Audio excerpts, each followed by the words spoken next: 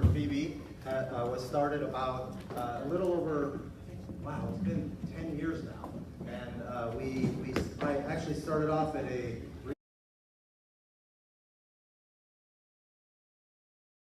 real estate office in Long Beach, just basically 6 people getting together, and we've been doing this every single month since 2008.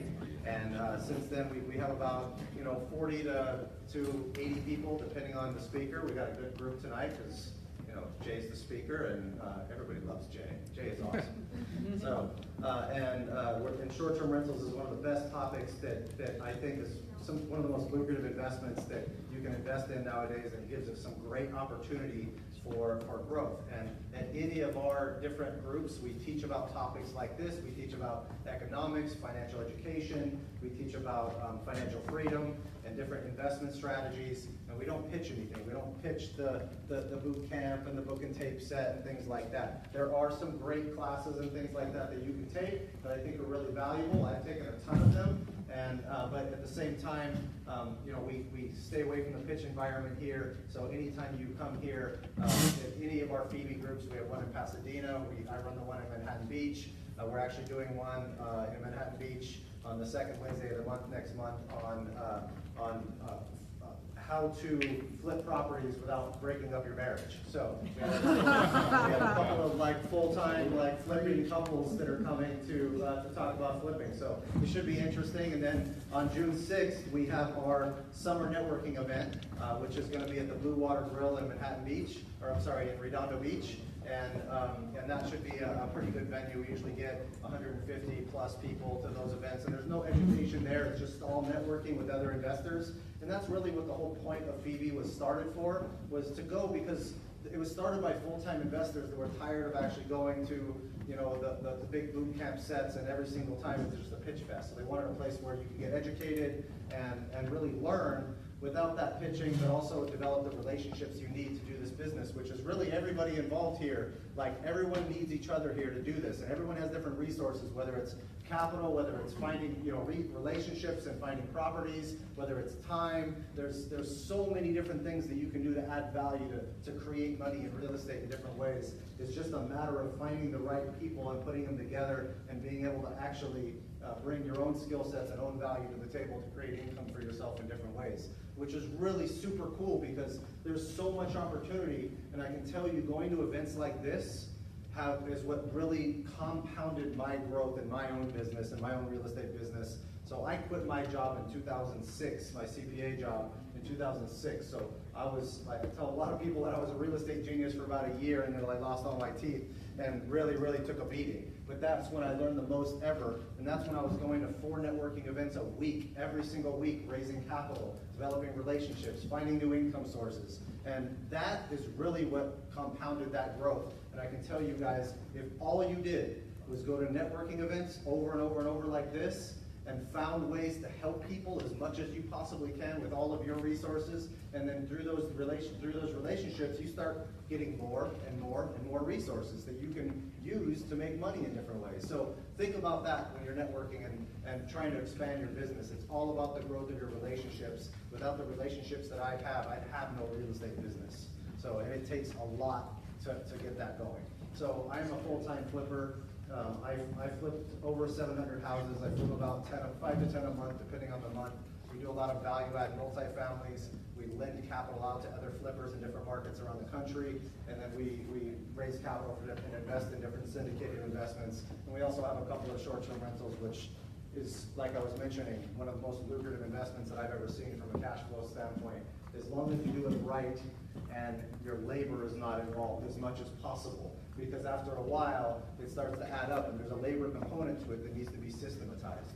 And so what's really cool is that Jay, that is going to be our speaker today, has a great system and some great strategies that he's implemented, and he's going to share some great stuff. And so this is meant to be a Q&A. I have questions that I've pre-written that I can ask Jay, but keep that in the whole goal here is this is set up for you guys to learn as much as you can from the man.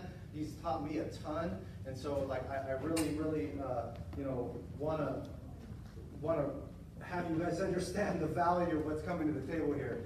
He's had a ton of experience, and I'm going to show you guys a video in a second to give you like his intro. And so that being said, we don't make any money at these events. We pretty much break even. So we have some sponsors that we basically have for our group that I think add value, that are that really help substantially in real estate, that I've used substantially. The first one is Trillion Capital. Is anybody from Trillion here by any chance? Okay, nobody's here from them. They are a hard money lender company, and they lend capital in different areas of California. Hart King, Bill, Bill has helped me quite a bit with different contracts and legal contracts. He's an attorney, a real estate attorney, specializes. Can you tell a little bit about what you specialize in? Firm's based in Orange County. We have 16 lawyers. Most of the firm specializes in putting together real estate transactions for owners, developers, managers, and major tenants. We also do a lot of litigation that's centered around real estate, representing folks who get sued or need to sue someone else arising out of a real estate transaction. Great, thank you, Bill. Sure. Udirect, Jeff, how's it going? Tell us what Udirect does. We are a self-directed IRA company, and what we can help people do is show you how you can take your old 401ks or IRAs and invest them into assets like real estate. Basically everything that you're going to be talking about here tonight, your IRAs can invest into, and even if you don't necessarily have an IRA, people with IRAs can loan money to you to do your projects with as well. So there's a number of different ways to think about interacting with it. Self-directed is what you have to be able to specifically get set up to do that with. Thank you, Jeff. I've actually used Udirect quite a bit for my own investing and my own investors, primarily because of their fee structure and their administrative structure is really, really on point. And those are some of the things you want to look at when you're looking at a custodian, is all the fees that get charged, and how well they help their clients get through investments and things like that. So when you're looking for a custodian, look for those types of aspects. Concept 360, where's Robin? Robin is a property management company based in Long Beach. Tell us a little bit about the properties you manage. We manage single-family and multi-family properties in Long Beach and the South Bay. We do a little bit in North Orange County, but really most of our properties are here in Long Beach and the South Bay. Awesome, thank you. And she's bringing a possible flip project. See, property managers can be amazing resources, so it's awesome. And then we have New Western Acquisitions. Anybody here from New Western today? Okay, New Western is a wholesaler company that wholesales properties throughout Southern California. So if you're looking for wholesale deals, you can take a look at them. Lastly, Christina. We have another chapter leader here from Pasadena. So Christina, you want to tell us a little bit about your chapter? Absolutely. So actually, speaking of Udirect, we have Karen Hall speaking at our next meeting in July. So we're the third Thursday. Karen will be talking obviously about her favorite subject, which is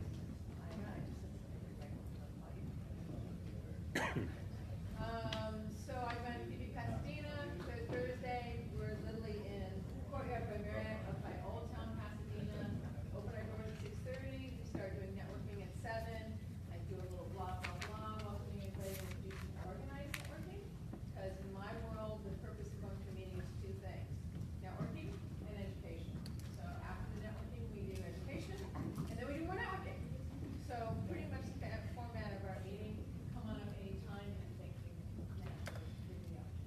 I love your club. It's amazing. So thank you for having me. The next just announcement is we are going to be bringing on a partner named Raymond Ty. That is I don't know if he's here yet today, but he should be coming a little bit later on.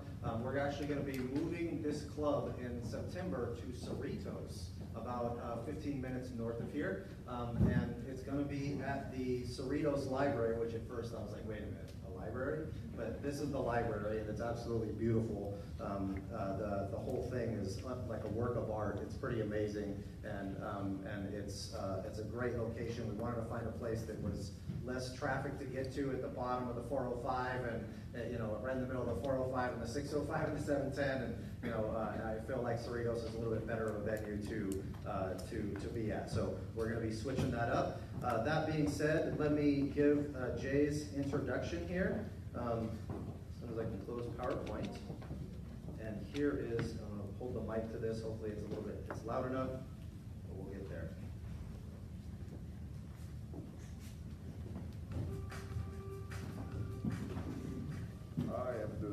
I'm in the moment. I didn't know what to expect at first. I'm motivated, I'm excited. You're here. You're here. Just I hope you do have an empty notebook because it's going to be good. Come on.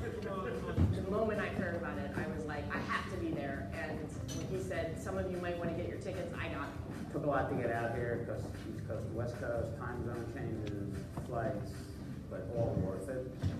If I were to set the scene for this weekend, we're in beautiful, sunny Southern California. We had a short-term rental mastermind summit. What happens when the marketplace understands who we are and how we go out there? Oh, yes. Why short-term rentals? Real estate investing is the crown jewel of any portfolio. The short-term rental is where the real money's at. The bottom line for me as to why short-term rentals is time. You know, you can't make more time. We're creating passive income and cash flow so that we can free ourselves up to do the things that we really, really want to be doing. Immediately we saw the results. We still are wrapping our minds around how many people need this service and the fact that they're ready to pay a premium for it. It's a 14-day reservation, it's $4,500. So something that I learned early on as an entrepreneur is that you surround yourself with people that are smarter than you. Everybody always has something amazing to contribute. And surrounding yourself with people like that really helps build the foundation pieces of your business. You don't have to do everything. That's the whole point of hiring a team. Jay has created a space where we can actually be people and vulnerable.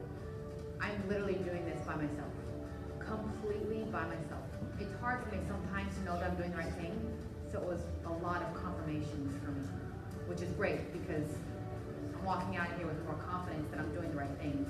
I never want you to feel like you're being steered some way. I'm just trying to show you this is how, when you ask yourself, how does Jay do it? This is how. We've been able to take action a lot faster just because the way Jay teaches things and the way that he does everything is very action-oriented. He's always just taking himself to the next level, but then he's just a phenomenal teacher. He just gives and gives and gives. Without having Jay part of our leadership and mentorship, we wouldn't be where we're at. Have we driven the point home about not doing everything yourself yet? What he's taught and what he kind of just puts out there is that this is better when all of us rise together. Like, it's not only him as the teacher anymore. Like, other people, as they learn things, they share. We've just gathered so many new ideas and so much new great information. They may be spread all across the United States, but I know I have this support system that I can reach out to and say, look, I'm having these kind of issues. What do you guys suggest? And just encouragement to keep going and keep trying and keep moving forward. This is the difference between working in your business and working on your business, is the systems and the team that you create. Favorite part of the summit? That's hard. Favorite thing this weekend? Gosh, meeting Jay after all these years. We have a new family, which is absolutely exciting. The information I gathered, the friendships I've made, The place, the people, the food, the energy, the connections, it's just everything was just great. Yep, I agree. Who in this room thinks it would be a good idea to do something like this multiple times a year? I can't wait till the next one. Make them believe. We'll be there. We'll sign up now. Yeah, we'll be there.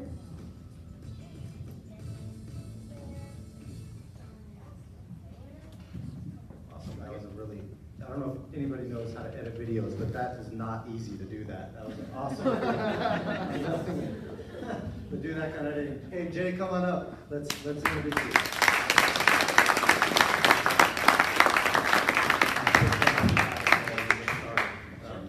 But I got to give you, and honestly, you see Robert and Rebecca in the videos as well. You got to give both of them also a round of applause for what you guys have been able to accomplish. That's pretty awesome. So, hi. How are you guys today? I like to do a number of things. I've been teaching real estate and real estate investing for a number of years.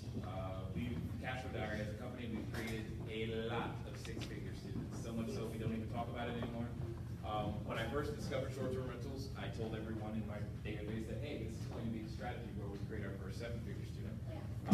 And, well, that was right. But what's more important to me right now is to really understand where you guys are more than what can I say and what can I share. Because I've done this particular type of talk so many times now that what happens is most of you, you've heard of, watch this, how many of you have heard of a small little company by the name of Airbnb?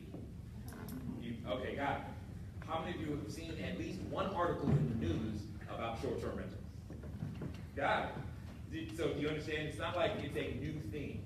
You probably have a ton of questions, and that's exactly what most people that I've learned when they're coming here, when they go, oh, there's somebody who knows such and such. I had this idea, maybe he can answer it. Now, that doesn't mean that I don't have the capacity to sit here and talk for a very long time and teach you how to do this from beginning to end, because that's kind of what I do every day. However, we don't have 6 hours, right?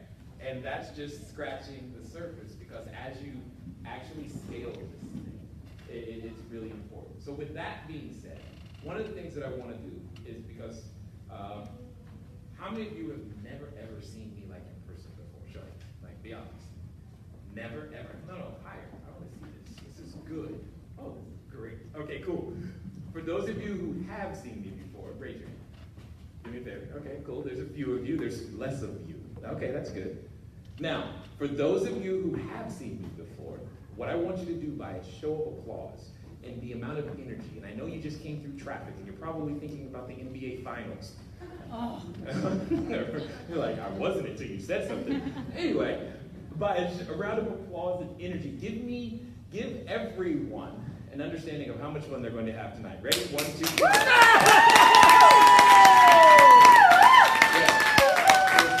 What's good is that there's at least more than one person screaming. So yeah, I'll take that. Here's the deal. I have been doing real estate in many different forms. Like Matt, where's Matt? He's back over there. He and I used to play in the same playground, so to speak. Because he would take one part of Memphis, I'd take the other, and we just divided up and conquer. That's just kind of what we did, all right? What happened for me is that I ended up owning somewhere in the neighborhood of 400, 450 doors, and that's wonderful and all. But here's the truth of the matter. No one at the age of 38 should ever be in a position to where they're retired and literally doing nothing. Now, I don't mind you being retired, but it's the doing nothing that got to me, right? And I needed a way to still contribute, and I needed other things. Now, having lots of units, it was great. I literally had nothing to do all day. It was really boring. Some of you want that kind of boring. Who's that? And they're like, I'm here for that boring. That's exactly why I'm here today. Totally get it. And a number of things happened. One, actually, tomorrow is, I believe, the 6-year anniversary of 2 of my business mentors. They passed away in a plane crash. And that got me to thinking, what would my kids still have? Like, yay, property, right? What was I really leaving behind? And what it came down to is that the most valuable thing I have is what I know. The experiences that I learned. What my wife and I, who has disappeared, she's in here somewhere, what my wife and I have gone through to get where we are. And I started documenting it in a diary. And then I had to figure out, what kind of diary is this? Well, it's a diary about how to make cash flow. Suddenly the name of the company makes sense, right? Because it was originally intended for my kids. And then a friend said, hey, I bet you adults would want to know how to do that too. It's like, oh, good idea. And then that's what I started doing. I just started helping other adults learn how to build streams of cash flow. And that was kind of fun. Why am I telling you this? I'm telling you this because I've done single family houses. I've done the notes. I've brokered them. I've held them. And we're talking large numbers of all of these things. I've bought one house at a time. I've bought dozens of houses at a time. There was a time where I was literally buying about 100 units a quarter. It was pretty nuts. But we did that. I've done apartment buildings, the small kind and the big kind. I've owned cell phone towers. I've done a lot of interesting things to create cash flow. with all of that being said, knowing what I know today, if I had to start over, the number one thing I would be doing is short-term rentals, period. I have taught a lot of people, and I've never seen this many people learn something so quickly, grasp it, and be able to put themselves in a position to where they no longer need their full-time job. Never seen it. Out of all the stuff that I've taught. I've never had long-term landlords tell me, oh my God, how come I didn't do this with my property so many years ago? I'm like, dude, I don't know, I didn't know about it either. But every one of them end up doubling and tripling their rent, and they're just like, this is nuts. I'm like, yeah, I know. And that's exactly why I'm here. It's because I keep wanting to create more entrepreneurs and let people know, hey, this is how you do it. And you don't do it just by bringing a whole bunch of people on board. That's how it used to be done. We have a lot more tools today to be able to go out there and professionally manage a significant amount of property without having to have any issues whatsoever. And that's exactly what we put together. That's why you saw Rebecca here, that they have 70, think about it, 75 short-term rentals. That's crazy if you think about it. When you stop to think about, like, what would that take? What does that look like? We're talking 10 to 15, if not 20 cleanings a day. That's a lot, right? I mean, like every day. There's like not a day where it's like, ooh, glad that's done. We'll have to do that for a week, right? No, done tomorrow. We got to do it all over again. It's done with systems, and that's what I like about this whole business, this whole thing. Now, with all of that being said, how many of you are willing to admit that you came down here with at least one question already? Okay, this is good. Yeah, Rebecca, I know you are the question. God, I love it though. But before we get to the questions, I want to talk about the elephant in the room. How many of you are that person or are willing to be that person who's actually here because you're kind of anti short-term rentals? I should turn around and see. I just want to see if there's anyone in the room. Look at you. No, somebody's got to, you're being called out, Ernest. I mean, he's pointing to you. He's pointing to you. Oh, I just didn't see it. Okay, that's great. I want that too, because I don't want everybody to be like, yes, this is great, the greatest thing ever. You've got concerns. And I want those to come out as well. I don't want to hide from them. I don't want you to think you can't ask them. I really do want them, because as it comes out, at the end of the day, addressing those things are all things they're all thinking, right? But they just may not want to say it in this environment. More importantly, there's a lot of them, one of me, and when the microphone goes down, they're all going to bum rush me and ask me the questions that you actually have, so I would rather get them all done more efficiently. Does that make sense? Yeah, okay. So, with that being said, let me start with a very basic definition. Short-term rentals, really what it is it's just repackaging time. That's really the inventory. So it's not about the property, and I know, because I always have this problem with people who have done real estate in the past. They think, which location? What about the 2-bedroom, 1-bedroom? Does it need to have a spiral staircase? I don't care. What about the school district? Irrelevant when it comes down to figuring out how to run a short-term rental business. What does matter, here's the most important question, so let me get this out because I'm going to have to repeat it over and over again. This is also code, please write it down. When you ask me, hey, what about XYZ, like what furniture do I put in? I'm always going to start with this one question.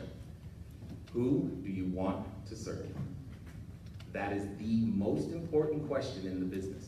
It's not about the property, it's about the experience they have at your property. I'll say that again. It's not about the property, it's about the experience they have at your property. And if you haven't thought through, first, who do you want to serve, you're dead. Because there's too many choices. That's probably the biggest challenge for most people to get their head around, is that there are so many choices. And I get that, there are a ton of choices. You know, we got lots of types of inventory. Do I want to be downtown? What about near the airport, near a hospital? What do I want? What do they want? I mean, and that's what you got to really, really focus in. And be okay with, quote unquote, leaving money on the table. We intentionally focus on a very, 3 specific customer types. I know there's 40, I've identified 45, and I only care about 3. Because from those 3, we can do quite fine. We don't need to try to serve all 45. And that's really, really paramount for you to understand as you ask your questions as we talk tonight. Does that make sense? Yes or yes? Yes. Okay, let's try that again. I have a very small rule. It's called 100% participation. 100% what? Participation. 100% what? Participation. I'm not hearing this side of the room at all. Let me try that again. It's 100% what? Participation. Much better. That means everyone participates, because when everyone participates, we all grow, we all get better. That's what I care about. I want you to leave a better person today than you came here today. That's my goal. To make sure that you learn at least one thing, because then it was worth the 12 hours in traffic. Right? It was worth it. And I've got to make the time worth it. Not only do I have to make the time worth traffic, I got to make, you were missing NBA Finals Game 1. For some of you, that's a thing. And I know that. Look at him. He's looking at me. This is why he's upset. He would rather be watching the game right now. So, how did you get down here? That's a good question. How did I get down here? Yes. You encouraged or brought you dragging, kicking, screaming, because you're like, dude, the game was on. Little bump. Okay, excellent. And what's your name? Lamont. Hi, Jay. Why was it so important for Ernest to be here? Why did you tell him? What did you say? He needs to learn a better way to make money. So you've already decided this is a better way. Based on what? Listening, learning, past speakers. Listening, learning, and past speakers. Who? Yes, Brian Page. I'm familiar with Brian. Okay. Got it. No problem. Okay, this is good. So do you have any units right now? I just started. One, where? What city? In Los Angeles. LA. Excellent. That's a good question. How many of you have at least one short-term rental at the moment? Show of hands. Keep them up, because it's going to take me a while to see how. Really? Interesting. Okay, that's awesome. And was it Lorena? Hey! I was like looking at her the entire. Okay, awesome. All right, I know. Well, hold on. Who has at least one? Okay, Lamont, are you in my program? I am not. You're like the only one whose hand is up who's not, which I find very interesting right there. So this is good. I agree with you, though, by the way, that short-term rentals is the way to go. Were you a long-term landlord before? You did. Oh, you still are. Okay, excellent. So did you convert an existing unit? No. No. Okay, got it. So what clued you into that? Hey, I want to give this a try. Low capital outlay. Yes. Did you hear that? He said low capital outlay out front. Hit me with the number, man. What was your number? First of all, what type of building was it? Was it a house or an apartment? What'd you use? Condo. A condo. Excellent. And what was your initial capital outlay? I heard that all the numbers. Ballpark it. High. High in. High, because it's going to be lower than what they're thinking. So, not including first. Sure, not including first and last month. We'll just add on $5,000 because it's California. Right. Another 4,000 to 5,000. So you're saying 9,000 was your all-in cost. Can we round that up to 10? Sure. $10,000. Now, what do you expect to earn? Let's go with top number first. On a monthly basis from that property. Earn on top number? Top number. We'll get to the bottom number in a minute. How long have you been in operation? Last week. Got it. Awesome. Let's give them a round of applause for getting something done.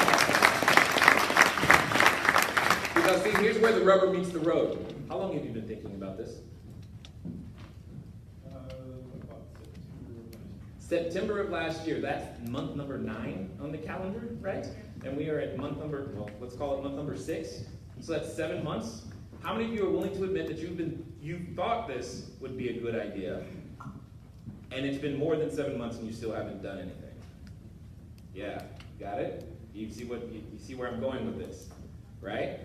That's really important to understand, because I know many of you have had the idea, but it doesn't matter until you actually do something about it.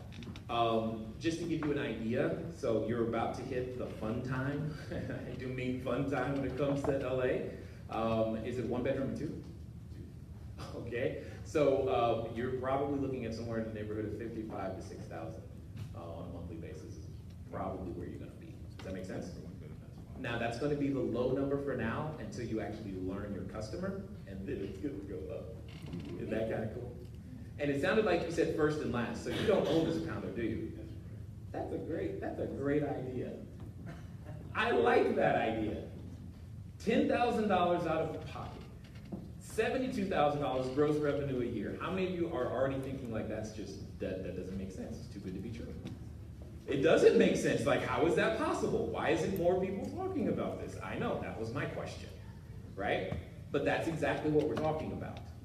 And then having a portfolio of those, 5, 10, 15, 20, 75, does that change a few things for you, yes or yes? Yeah. And that's what I found out, and that's why I'm here. It's because as I found this out, I got more and more excited about something I didn't even know existed. And then I'm just like, how come more people aren't talking about it? And then I said, you know what? I need to stop getting more units and I need to start helping more people. And that's what has happened. And that's what I get excited about every day. Yes? Question, are you saying that you don't have to own the property? Say that loud. Sorry, are you saying that you don't have to own the property to put it to Airbnb? That's correct. Yeah!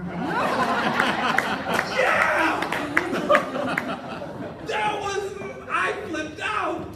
Literally lost my mind when I put that together. Because I was at first, I live in Mission Viejo, and there was a house down the street that I was going to pick up subject to, because I'm like, cool, I know how to do that.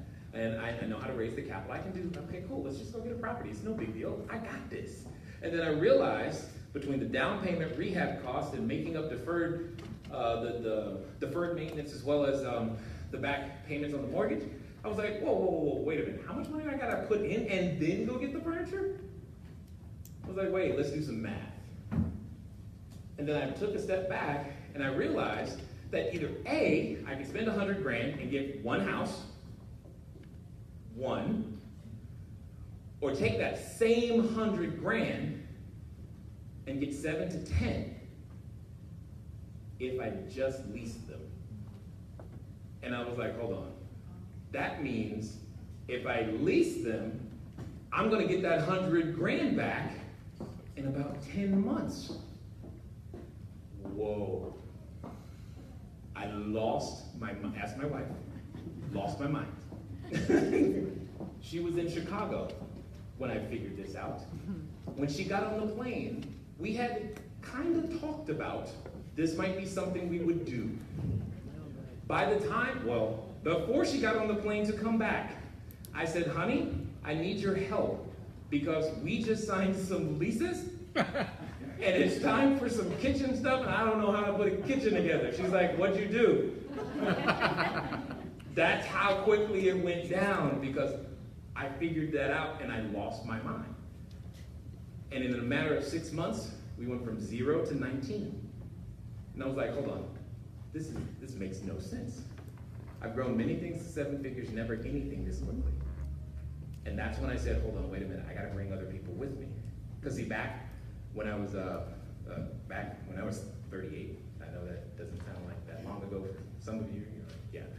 But the one thing although yes, we had a bunch of property and it was great, what I was by myself. That really stunk. To be that age and have nobody to go play with all day because they were at work. That was my reality. It was not fun. And I wanted more people with me. And then I saw this as a way to bring more people with me, quote unquote, this time. And that's exactly what we've been doing. It's focusing, growing our own portfolio, bringing more people with us. Because they don't know, you don't have to own the property. You have to control the property. So does that mean lease options are there? Absolutely. If you want, because that's been the new thing that I've started doing, especially here in LA, is I want to buy the property eventually. I know I want to buy the property. That's like how I got this far. It's like I gotta own the property.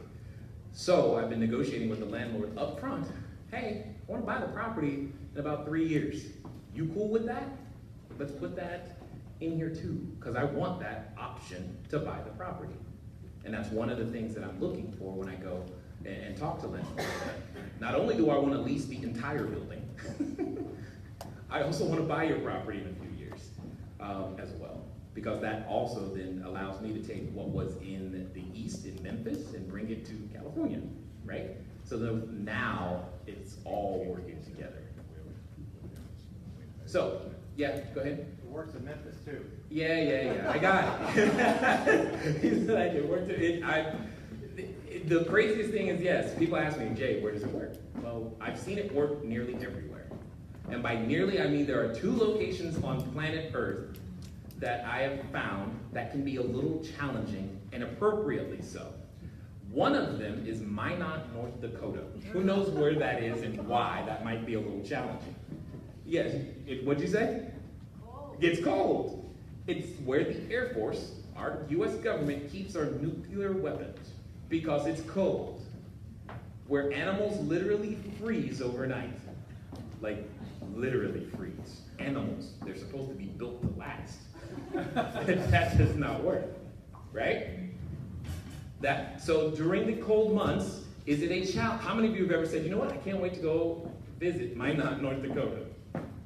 How many of you can find North Dakota on a map? Do you understand what I'm saying?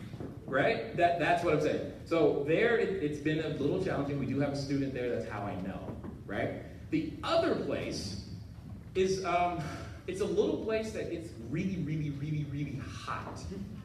Like really hot. It's where the time and temperature can sometimes be the same.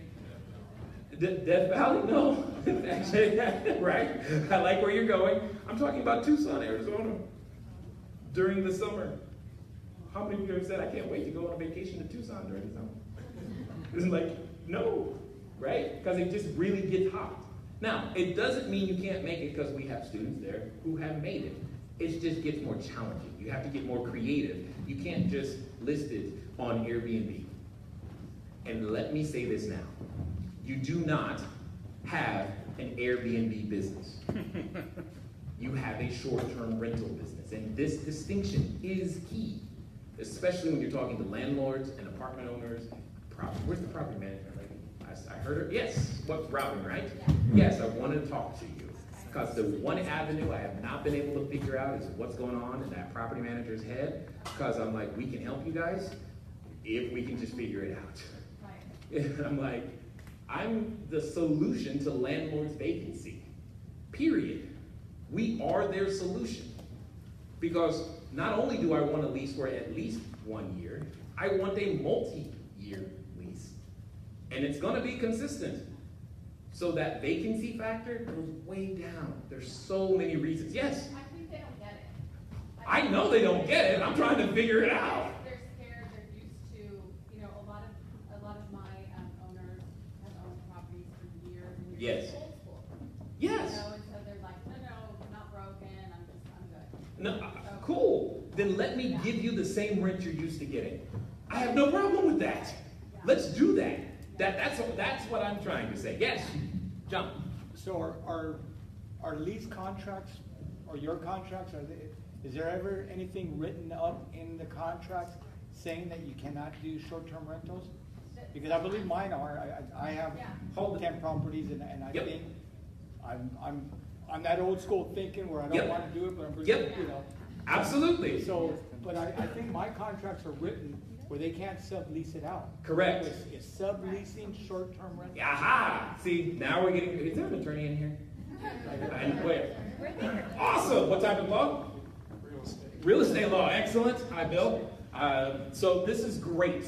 I'm with you guys. I understand. Now, when I get to this conversation, because can you believe I've had at least this conversation once? Yes. Landlords bring this to me, right? Apartment companies say, hey, we don't want this. Okay, cool, no problem. Let me ask you what your concern is, because let's find out what the concern. The majority of the time, the concern has been that they, one, don't know who's in there. That's number one. And then number two, they don't know who to hold responsible if something happens. I was like, oh, so if I can answer those two questions, are we good? And they're like, yes. You can hear there's like, why, what do you mean? What do you know that I don't know? And how are you gonna deal with this? And what we do is we end up answering those questions. Because here's one of the things that we put together. Inside the system, because landlords, do you do a credit check? Are you also doing a terrorist watch list check? We are. Are you also making sure they haven't laundered money recently? We're checking. Criminal background? Yeah, that's good. Are you getting a photocopy of their ID? Of course. So am I. Do you understand? I'm doing the same things that you're doing. I know the exact same thing, except I tend to know a little bit more. Because I didn't ask them, why are you coming to town? You know what they say? They tell me why they're coming to town. Now, we hear everything, and I do mean everything. For example, is there at least one realtor in the room? Because this is going to be good. All right, have you ever worked with a realtor or a client going through a divorce? You know what both of those people need? A place to stay. And we hear the entire story. That's what happens. They contact us and say, hey, I need a place to stay. Rephrase. Me and my girlfriend need a place to stay because my wife and I are selling the house. What? That's a little TMI, but I know. Does that make sense? I know we know what's going on. We disclose. How many of you as landlords right now can pull up a camera feed and know exactly how many people are in a particular unit? You can do that. Why not? I can. I know who's in there. That's what I am trying to stress. And when I go through all the security procedures that we actually have in place and automated, people go, oh, well, that makes me feel better. Good. I know who's in there. Number two, I then simply tell them, look, no matter what happens, you're going to hold me responsible. Don't worry, whomever's there, we're going to screen them. We're going to make sure we have no issues. That's my job. But if anything happens beyond the normal landlord-tenant arrangement, meaning you're going to still be responsible for the roof leaks and major plumbing stuff, like you've always been responsible for. If anything else happens, we're going to handle it. Period. We're going to handle it, and you hold us responsible. If you need me to sign an additional document, sure, no problem. And by the way, here's one that we've used before, right? And then I always follow it up with, and just so you know, we have insurance that covers you as well. What's left? Yes, I was waiting for that. You're the attorney, you better. What's the incentive of the owner? What is the incentive of the owner? That's a great question. Do we, can we pull that video up real fast, Mac? Is there a way to you pull up the video somehow? Yep. Because that is the question. Why would the owner do this, right? So let me start by, if you can pull a video up and stop at any portion where you see a bunch of photos flashing. I don't need it to play, I just need the photos on the screen. How many of you as landlords have ever done a turnover? At least one. How many of you enjoyed that experience? Like, not even once. But you screened them. They said they were going to be the best tenant ever. What happened on turnover? What did it look like? They weren't the best tenant ever, right? How much time did that take? How much energy did that take? I don't know, but it was more than you wanted to spend at that time. That's why many of you keep your rent too low. Because you're like, dude, if I keep my rent low enough, they won't leave. I just don't want to deal with that. I don't want to go back in there. You know how long they've been there? I'm like, yeah. I don't want to look under that cupboard either. Does that make sense?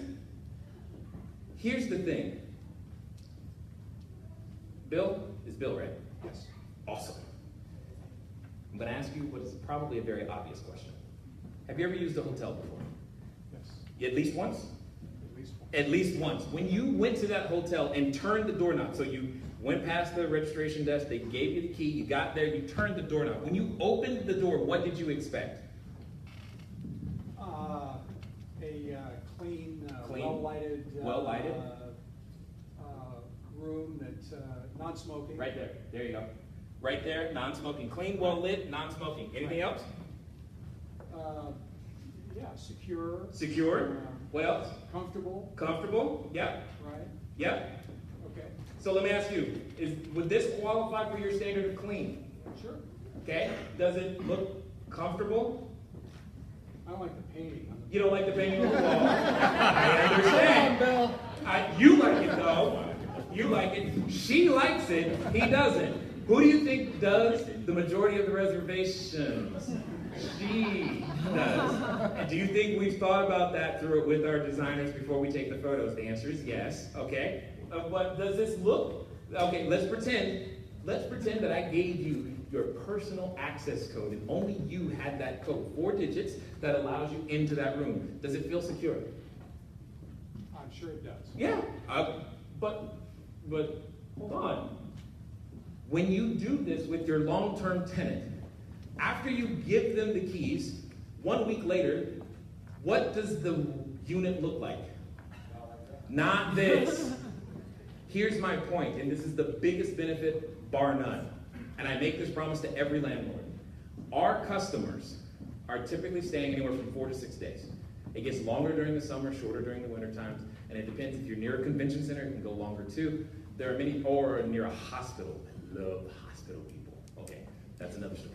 But what it comes down to is every 4 to 6 days, we have a professional cleaning crew.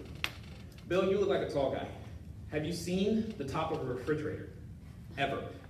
Yes? Yes. And people ask you not to look up there, don't they? Why? Why do they do this? When's the last time you cleaned it?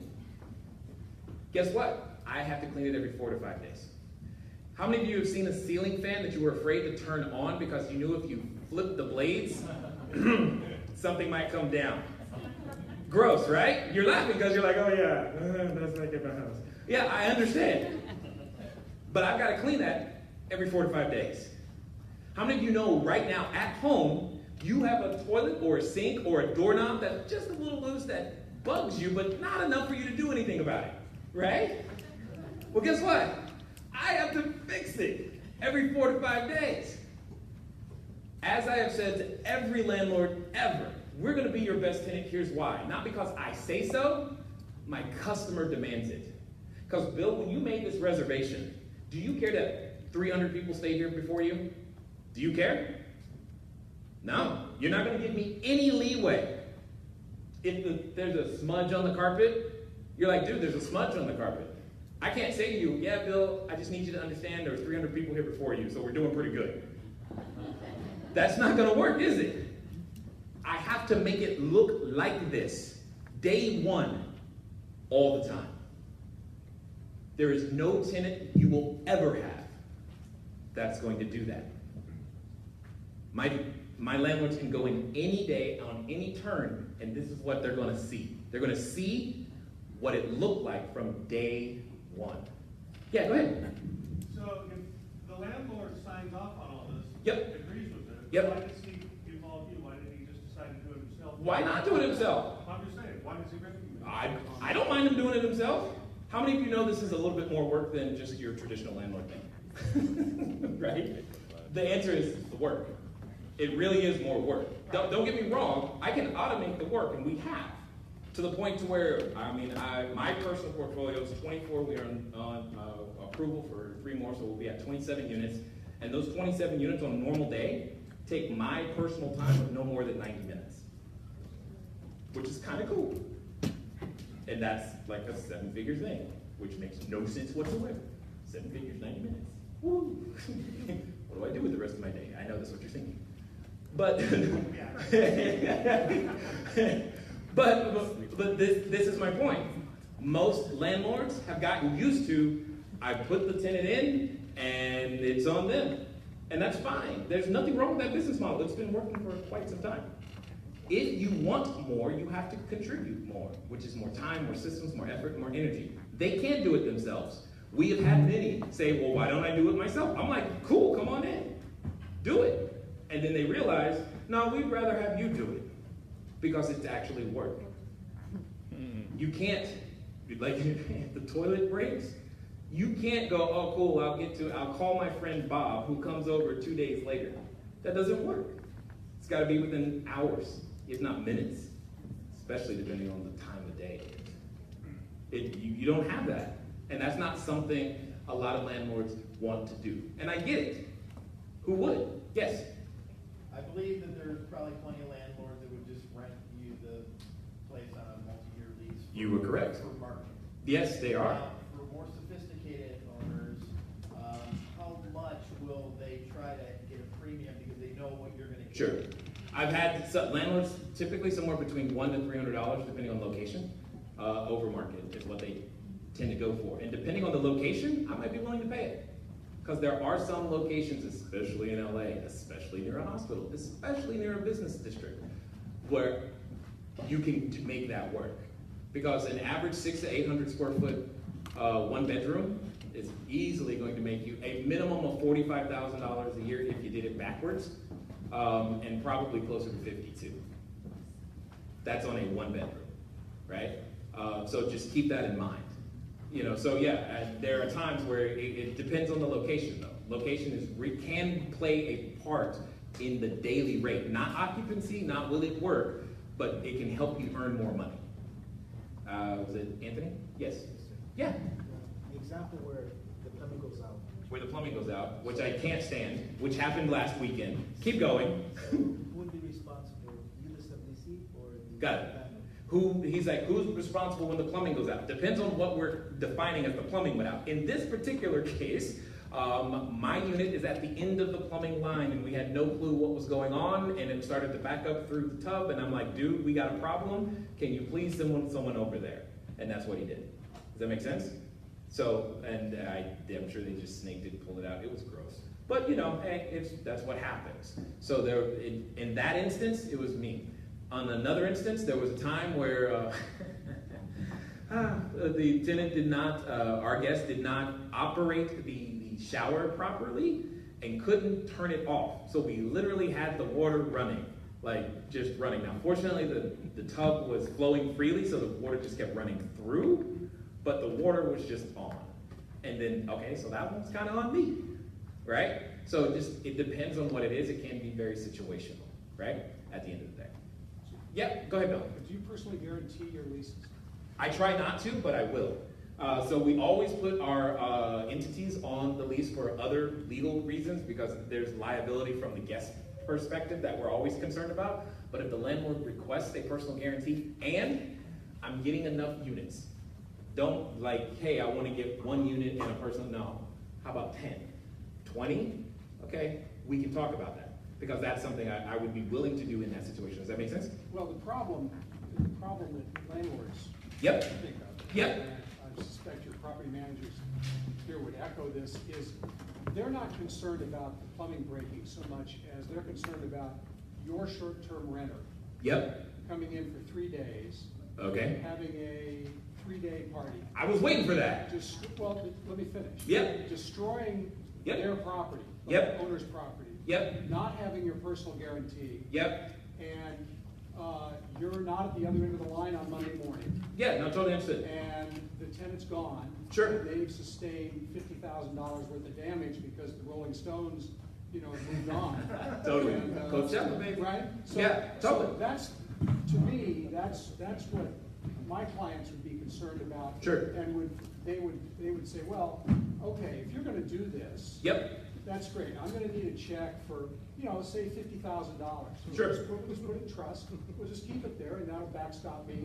Understood. If the Rolling Stones come through, and if Sure. they don't, then you get it back at the end of the lease, or you personally guarantee it, or you bond it, or you do something. Yep. That is an expensive undertaking. Absolutely. For you. Absolutely. Okay. So let me ask you, Bill, would you rather have a $50,000 check from me or $1 million check from Lloyd's of London? Which would you prefer? Oh, I'd rather have both. And if I know you would rather have both. No, and I get that. And I'd ask for both. You would ask for both, but you can only have one. I say, well, Lloyd's is going to want a $50,000 self-insured retention. So I'm going to owe as the owner, I'm going to owe $50,000 when I call Lloyd's. And then when they get around to coming to my unit and making a deal with me, I've lost 6 months worth of rent. Right. And you're gone. Correct. So I want both. I want personal guarantee. I love this. And I want, I don't need Lloyd's, I'll take Travelers or. No, I want Lloyd's. Or State Farm. But I want an A-rated carrier in the state of California. Absolutely. And no problem. I want a low deductible. Absolutely. Right. So how about instead of because the only thing Lloyd's wants from you or me, Right. first of all, they're going to make you an additional insured. Number one. Number two, it's going to be $1,000 deductible. That's it. No $50,000 from them. It's a $1,000 deductible. I'll gladly pay that. I'll put that on deposit right now, so that if anything happens, you're also an additional insured. You can make the claim yourself if I disappear. So now we go full circle. Yep. What's in it for me? Okay, we've got all these pieces in place. But hold on, let's not. All these pieces in place. Hold on one It's second. terrific. Hold on. I got all this insurance. Meanwhile, I'm not really making any significant money. Hold on one second. I'm gonna get to that. Do you see how we took care of the first issue though? Insurance is really key. Insurance is big. Insurance was big for me. I wasn't willing to do the business if I couldn't find it. I found it, I'm like, yay, good, because insurance is huge. Now, with that being said, what's in it for you? Are you saying there's literally no value to you in lowering your vacancy bill? Because last time I checked, you have an apartment building which is measured on cap rate. So if I take your vacancy even from 2% to 0, you're saying that's not worth it. You're my tenant. I'm 100% occupied. Let's take the simple example. 1 unit. Sure. Or you've got a 3-year No problem. lease. I understand. I'm the landlord, Okay. you're the tenant. Okay. I'm personally guaranteed Sure. for 3 years. Sounds great. Okay, so I have 100% occupied. You do? I'm making market because you're the tenant. I would. That is correct. Okay. In that particular situation, you're saying that having no vacancy is of no value to you? No. It's. I'm not there yet. I'm just asking. We gotta have to take this one at a time. You understand? So you're saying not having vacancy is of no value. You can say yes or no. I'm just fine. I just need to know. No, you're misunderstanding what I'm saying. Okay, then what I am. I'm saying is, I'm the landlord. Yes, you are. I'm 100% occupied. Are you You're 100% tenant. occupied without me? No, with you. Okay, continue. With you, right. So you're paying me rent every month for Yes. 36 months. I plan on it. At market. Sounds great. Okay. Bring it. And now I've got all this insurance and I've got all these other pieces in place that really don't benefit me unless it burns down. Sure. So what is in it for me? So, Are you paying me, for instance, isn't the conversation, okay, I want 30% of what you're getting per day? okay, what are you? I have no problem with that. Let's Well, enter okay, into that so conversation.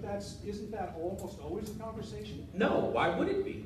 Because here's the question, what's your alternative? If I'm not your tenant, who is? And what's your vacancy? And what's your turnover cost? And what are those other expenses that have been eating up in the back of your mind? What are they? Are they 0? The answer is no. You and I both know that. That's my negotiation point right there. Well, but you're, okay, so you're gonna pay me $3,000 a month. Is this a so that house? You can make, whatever. Okay, well, when you said 3,000, I'm like, oh, wait a minute. Okay, but yes, okay, sure. Whatever the property is. Yeah, you pick the number. You're gonna pay $3,000 Yep. a month. Yep. And you're going to make More. $15,000 a month. Absolutely. Okay. Well, on a house, first of all, if I can get a house for 3 and make 15, I'm probably going to be, we're going to have a completely different conversation from the beginning, because we're going to be talking about a lease option or something of that nature. But what you're saying is 3, let's go with 3 to 9, that's more realistic. And the answer is yes, that's exactly right. So isn't the second question from the landlord, okay, I want a piece of that 6? Absolutely, Bill. Here's how you get it. It's going to cost us approximately $75,000 to furnish your house. How much of that are you willing to contribute? None. None? No. So you don't want to do anything more? No, absolutely not. Okay, so why would I give you 30% if you're not going to do anything more? Because see, Nick here, he right next door, he's willing to go ahead and do the deal at market. Okay. But do you understand? No, I'm fine. I'm okay with that. Believe me, I understand. It's a leap of faith. What you're describing Yes. to me Yes. is not my experience representing landlords Sure. who sit down across the table from tenants I understand. for multi-unit apartment buildings, I understand. whatever.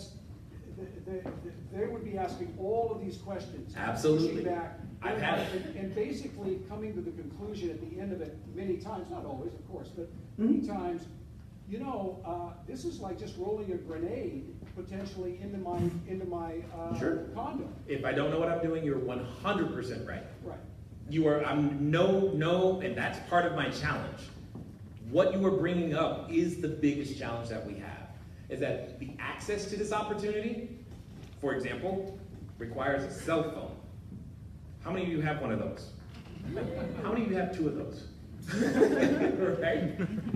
That's the problem, Bill. What you are bringing up is the central issue. It's why Cash Flow Diary exists, because what happened is that the cell phone got so well distributed. Airbnb did such a great job of telling people what you could do. A whole bunch of individuals who have never screened a soul in their entire life suddenly had access to grant people a place to stay.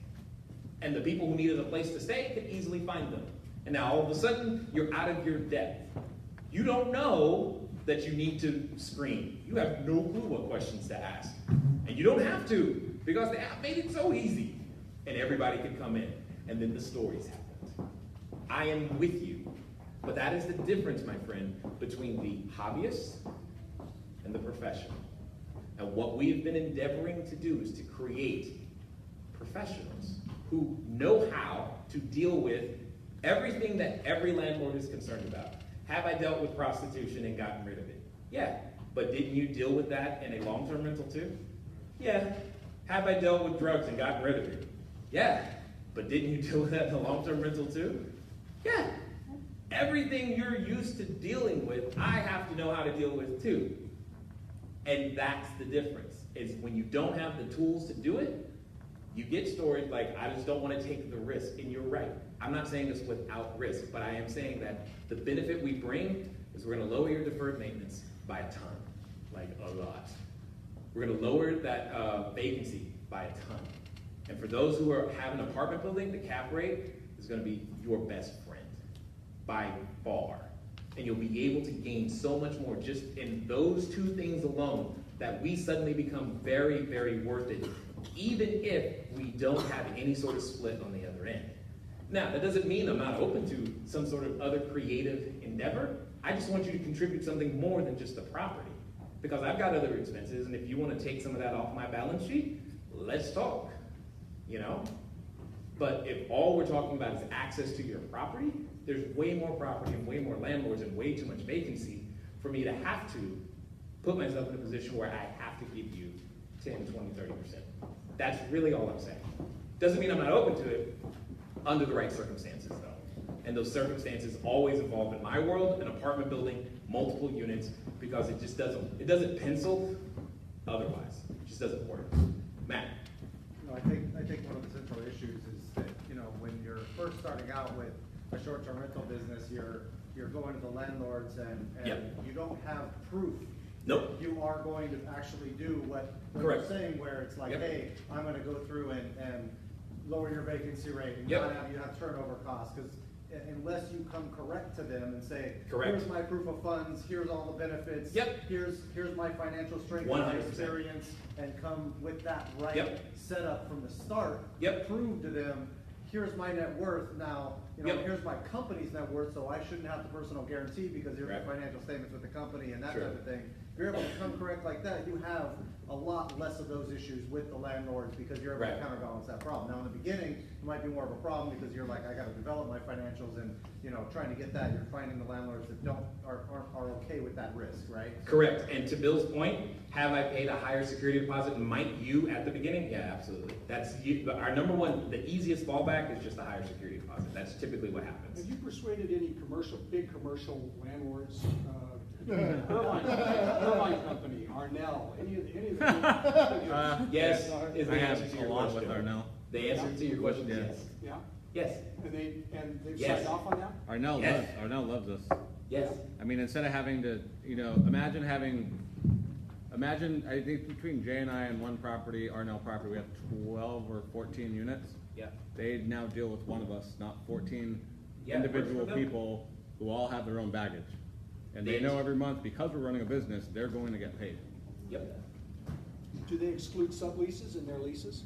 They have the clause, and we had the conversation. that I just talked to you about, because their concern was the response. Again, with most of the REITs, what I tend to call them REITs or larger private corporates, what they are concerned about is who do we sue for money when something bad happens. And we tell them, and we give them our insurance certificate, and we do everything that I just said right here. So yeah, I'm with you. In fact, some of our most receptive people have been the bigger ones because they have the biggest vacancy problem.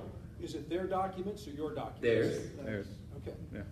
Yeah, we tried that route, and I got shut down Now, real of course, fast. we go through their documents, and there'll be some points of discussion. There's always points of discussion, and we'll talk about it and say, can we change this to this? And yeah, there's always give and take. We've done that multiple times. Now, let's be really clear. It's not just in California. Unfortunately, I have the privilege of, we have students as far away as Ireland. We've got Russia, and what's the good Korea? The good one. That one? Okay, so we've got students all across the globe doing this, running our system, and this issue comes up a lot, especially when they start trying to deal with I call them the shinier buildings, because that's usually where they are. They got all the amenities, they got all the other stuff. Carol here is in Arizona with hers, and that's where she is she's got that same type of thing. So the answer to your question is yes, they're hyper receptive to it. They need us to prove that we know what we're doing. And fortunately, we have the ability to help people do that. Yeah? I'm gathering from your dialogue that you're more excited about apartments, condos, and townhomes than you are single-family homes. Am I wrong? You are not wrong per se. I have a bias. My bias is towards apartment buildings. I can talk to one landlord and get 10 leases. I like that, all right? I have done houses. I don't like garage doors, and they have more entries and exits, so it's harder to secure, because remember, I'm a security man. I grew up a military brat, so I'm always thinking about ingress, egress, how much shade. I look at septet and wonder, is the lighting proper? Do I have the right number of bushes under each window? I drive myself nuts with the stuff, so I get rid of the houses and I don't have to deal with it, right? There's just too much to do when it comes to a house. Now, don't get me wrong, houses can totally crush it, especially if you have the right floor plan. Because you can take a house that's maybe $4,000, $5,000 a month and turn it into the 15 he was talking about with the right floor plan. So they're a great way to do it. I just have a bias against them. I really have a bias against condos, because there's this other entity I gotta deal with, HOA, that I don't wanna deal with, because there's lower hanging fruit. Now, we live in California, which is great, and we have some HOAs that I've now learned through my students that specifically customize themselves to serve short-term rentals, which I think is awesome. But I still don't want to deal with them. I just don't want to. Yeah, go ahead. Is it safe to say that a one-bedroom apartment is probably the least income that you would charge for a short-term rental? Say it again? The least average daily rate would be Got it. a one-bedroom apartment? No, because you're a real estate guy and you think it's about the property. No. It's about the experience at the property. Okay. Watch. How many of you are familiar with this store by the name of Walmart? You heard of them? At least once. Got it. How many of you know about Target? That's not a secret either. Have you heard of Nordstrom? Do those three stores sell any one thing in common? At least one thing. Let's say shirts. Now, when you go to buy a shirt at Walmart, you have a certain expectation, right? What do you expect when you go to Walmart? Not much. Not much. Not much, right? When you go to Target, what do you expect? A little bit more. I expect a clean floor in a Starbucks, otherwise they're the same, as far as I'm concerned. Okay? But when you go to Nordstrom, what do you expect? Quality service. Everything, right? Let me finish this, I'll come straight to you. All right? So here's my point. What's the price of functionally, a shirt from Walmart does what? $8.88. It covers your body. Functionally, a shirt from Target does what? Covers your body. So can we agree that the function is the same, but the customer experience is different? And the price is way different? because they deliver on that customer experience. So with that being said, I can take a 1-bedroom, and depending on the location and the furnishings and the experience I choose to create on the inside, that could be my bargain basement, $70 a night. Don't do this. Or I can shoot more for the middle at $115, $135, and I can go total high-end to the $300 and $400 a night, and it's still a 1-bedroom, because it's about the experience I create at the property, not the property. Okay, that was really a pre-question. The real question, was, whatever the minimum amount is. Yes. Is there some minimum dollar amount that you decide that you want to net, otherwise you're not going to do deal? Like $1,000 a month. $1,000 is typically where I tell people, like, look, it's $1,000 a door. So landlords, here's what I just said. If you're used to $100 a door, can you live with $1,000 a door net? If you can, then just do the work. That's literally what I'm telling you, if you want to do the work yourself. Okay? So for me, that number is 1,000. Okay, thanks. Does that make sense? Yeah. Ernest. Yeah, because of the high turnover rate. High turnover rate of, you talk about employees? Short term. Oh, yes, okay, yeah. And existing long-term residents. Yes. They might want, that to be. Yeah. You there, Nick? Yeah. So I'm thinking they may want to move. Yes. I'm thinking, how does that affect the property value as well? How does that affect the property value? So Ernest is saying that if I was a long-term tenant and suddenly in an apartment building and next door, the landlord starts doing the short-term rental thing, I may not want this transient occupancy right next to me, and I might move. How does that affect the property value? It goes up. Why?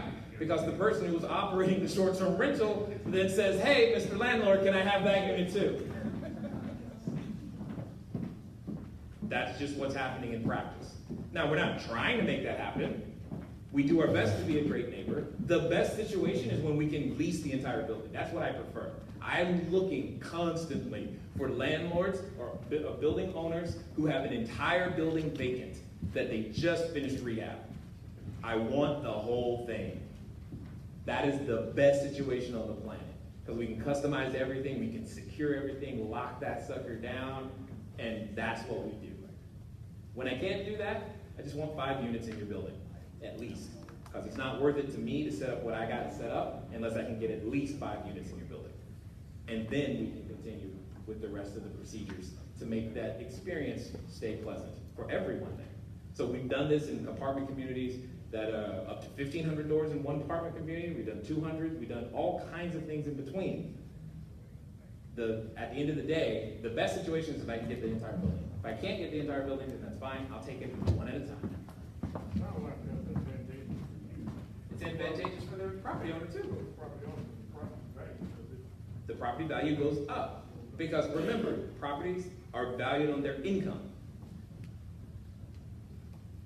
Not like, hey, that tenant's there. They don't care which tenant's there. They care what's the income stream. Has it been consistent? What is your vacancy factor? Can you go to a bank and show, look, I've had 2 years, 0 vacancy. Like, how did you do that? Like, literally. They're going to assign you a vacancy factor even though you don't want one. That's what's going to happen. Right? Period.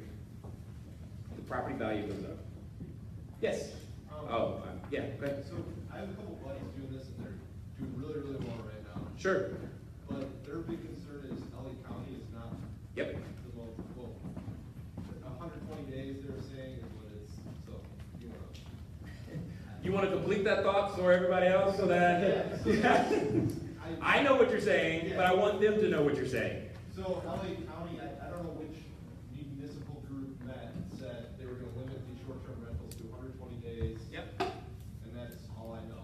Yep, got it. So what you're saying is, isn't there a risk of government intervention? Or what is that risk? What does that look like? So let me ask you a question. How many of you can name me one business model that does not have the risk of government intervention? So let's throw that out there. That's not a new thing. I just want to put that out there. Second, the 2 things I look for when I'm looking to work in a particular city is, do they have, first, I love it when they have the tax agreements in place first, because that's really the most important thing. Is that what it was? This comes down to 2 things: money and keeping the public happy, i.e. the politician keeps their job. It really comes down to two things in my opinion. So, when, for example, in 2017, LA County, the same place you're talking about, from one website, because of their tax agreement, received $42 million. So, what's your name? John. John, what politician can go on television and say, hey, we got $42 million, but because you guys don't like this, we're going to give it back? All of them? All of them will probably say that at some point, right? Just They- because they don't know anything about money? They will say that, right? That's what they're thinking. But what is really happening in practice? Where does that money go? Follow the money. That's really the answer to your question. And when that money starts to go and they start saying, well, can we at least have some of it for low-income housing? Okay, cool. I mean, I don't care. I don't care where the money goes. I care that they have the $42 million lifeline, that they have, because we get them hooked, right? On a little bit, and then we help them understand why they need the $42 million, because clearly the LA County is doing fine with no more money, right? No, they're not. That's my point. So where do you think how do you think this is gonna play out? That's a good question. How do I think this is going to play out? It's going to play out, and the tax agreement, as more articles like that get published, more cities are going to get on board and have a tax agreement, and then they're going to come up with a way. They're going to figure it out, because it's already been figured out in Fullerton, San Clemente, and a few other cities whose my brain is missing right now. But it's already been figured out before. Let's be really clear. This is not a new business model. Short-term rentals have been around since the Civil War days. Why? Because banks wanted to make sure that the person buying the house had enough money to pay the mortgage. So they gave them a second property on the property. It made sense. So this is not a new business model. They just gotta figure it out. Just like, how many of you remember when they couldn't figure out how to charge sales tax on online sales? You remember that? Did they figure it out? Now, I'm not gonna ask, but think about this. How many of you were around when they couldn't figure out what to do with alcohol? Right? None of us, right? But did they figure it out? Yeah, it's a controversial topic for sure. But the cat's out of the bag. What is the alternative? The alternative doesn't look good, because it's not like they're gonna go, cool, it goes away. It doesn't go away. It goes underground and becomes worse. And that's what they really don't want. No one wants that. And they don't have the staff to enforce it, no matter how you look at it. There's just too many pieces of property. The internet's too big. It's too powerful of an engine. So they have to figure it out. I don't know what it's going to look like, but I'm watching it. I think it's going to end positively, because we live in the United States of America. I got to believe that, you know? Many people, no matter how bad it is right now, there's someone somewhere right now literally sacrificing or trying to give their life to get their kids here. Think about it. Right now. Yeah, this is an issue, but it ain't that bad compared to where they're coming from. They'll figure it out. Ernest. Yeah, to piggyback on this question, exactly what he's saying. 120 days, you can only rent for a year, or what is that? Okay, so there is no official ordinance yet. They're talking about many different things. There's lots of talkings about us. That's what the newspapers say. Now, the newspaper wants you to buy more newspapers, so they don't necessarily tell you to go read the actual notes of what happened or the ordinance, which doesn't currently exist. Yeah, it may exist, I don't know. But when it does, we'll find out. They could do something very common sense like what they did in Fullerton, which was great. Or San Clemente. I don't like San Clemente's version as much, but whatever. They'll figure it out. Huh? Well, they just gave us certain standards, because that's what's missing. Remember that all you needed was a cell phone, and now you're in the game. There were no standards. Wild, Wild West. So in Fullerton, they put standards in. For example, some of the standards are you must have a fire extinguisher. It's gotta do that anyway. But it actually has to be said, because some people didn't do that. Does that make sense? It's a lot of common sense ordinances and regulation. And if we can get more of like that, we're going to be fine. There's no limitations, right? Yeah, I don't like a day limitation, but because that doesn't help anybody. And it's hard, it's impossible to enforce. Because see, you're thinking, all of my business comes from one website. It doesn't. How do you manage and police the entire internet? You can't. And heaven forbid, because this happens, how many of you are familiar with a restaurant by the name of Snooze? You've seen it, been there? Good. We housed some of their managers, so now can I have a direct relationship with this restaurant? Them, they have absolutely no clue, right? How many of you have heard of a small little show by the name of Hamilton? Well, they were just in Orange County, right? We happen to have property right down the street, and some of those people stayed. Kind of cool, right? But how would they know that? Do you get what I'm saying? Their ability to enforce that is going to be really problematic. So I'm not, they can do it, but how do they enforce it is what I'm trying to really stay. I don't know how they do that, and without it becoming a burden on the city, a bigger burden than what they claim is already there. I'm fine with whatever they do. I talked you into it. Bring it. Bring it. Bring it, bro. How do they enforce it? Yeah, how? That tells me that there's a law. That sounds like there's a law, something that you read. No. What I'm saying is, that's like, how do they enforce the speed limit? The speed limit has a posted, and most of us look at it as a recommendation speed limit, right? We recommend you go 55. Yeah, I'm not saying you're not, but that's what I'm saying. I'm not saying go break the law. I'm saying it won't make any sense for them to make the law they can't enforce. That's all I'm saying. Even periodically. Yeah, quit breaking the law. Yes, you can put out a fine, but does the fine actually stop the crime?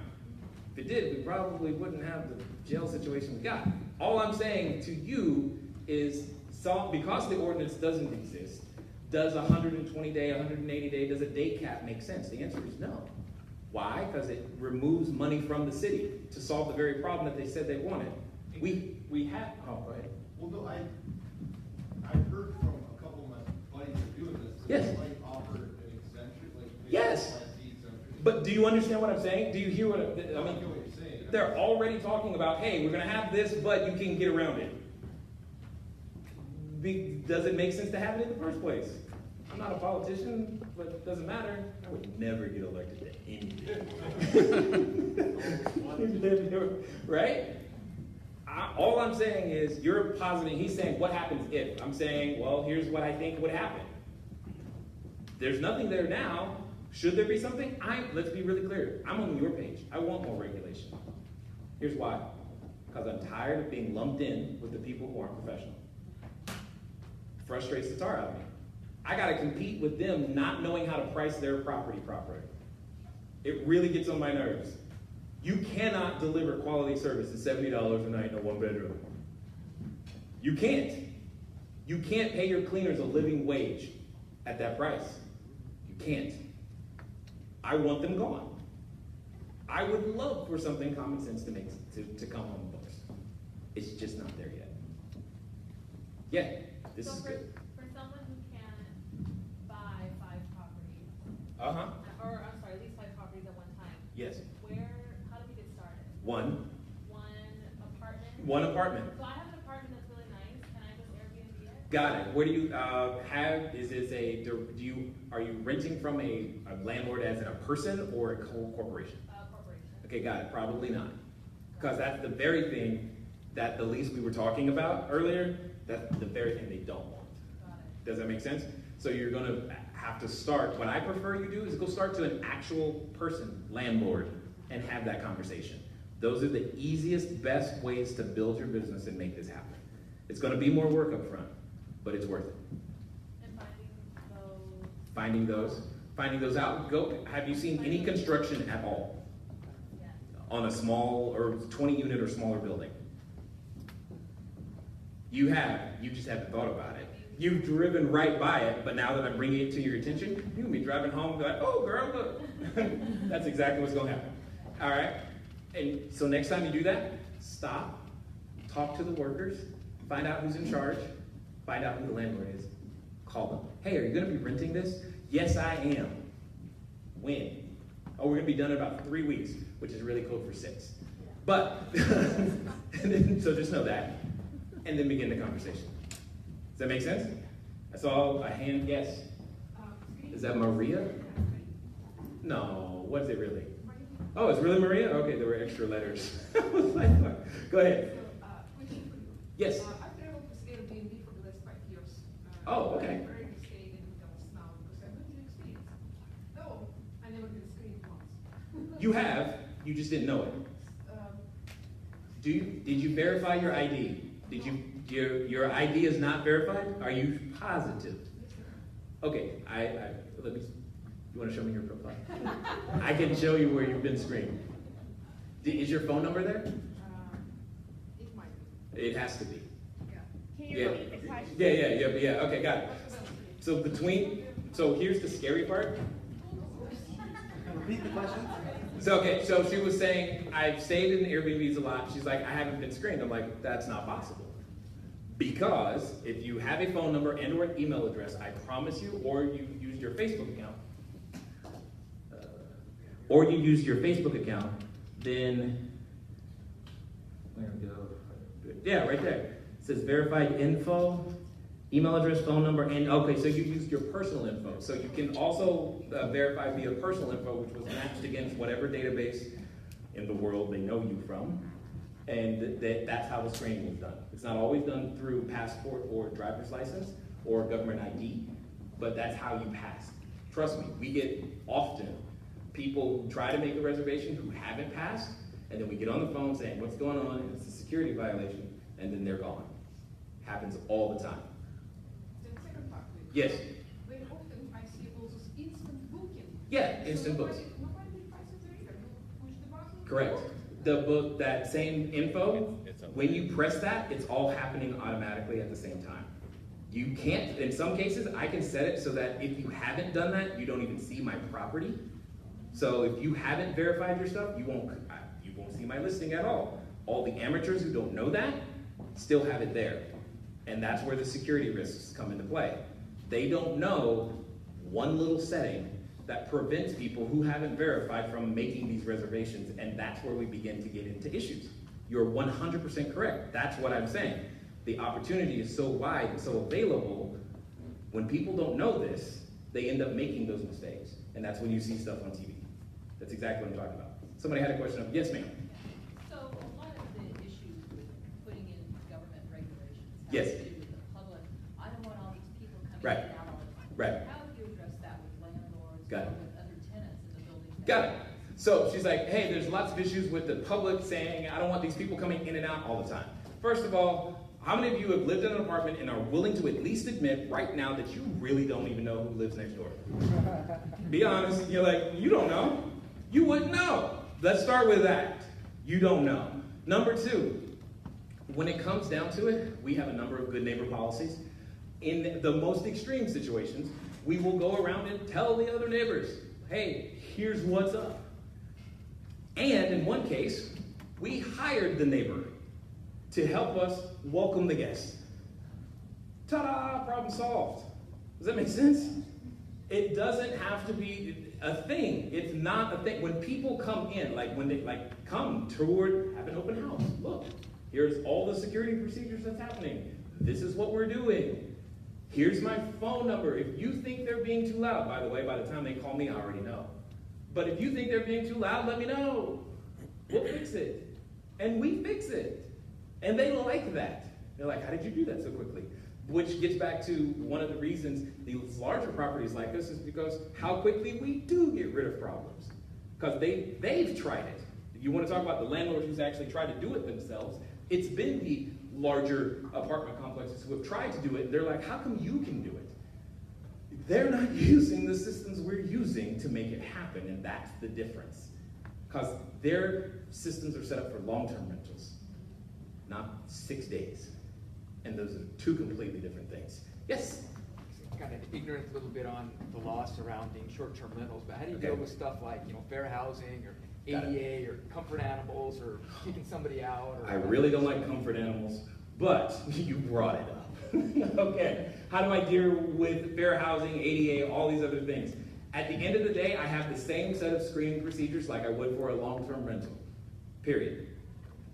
I can't discriminate on those things that you're mentioning, and that comfort animal is coming, whether I like it or not. And most of the time it's not, but they're coming. Nothing I can do about it. Now, I will tell people, especially when they disclose, hey, I need a ramp or this or that and the other. By default, all of our properties are not made additionally handicap accessible, and we tell them that up front. Remember I said earlier there's 45 different types of customers?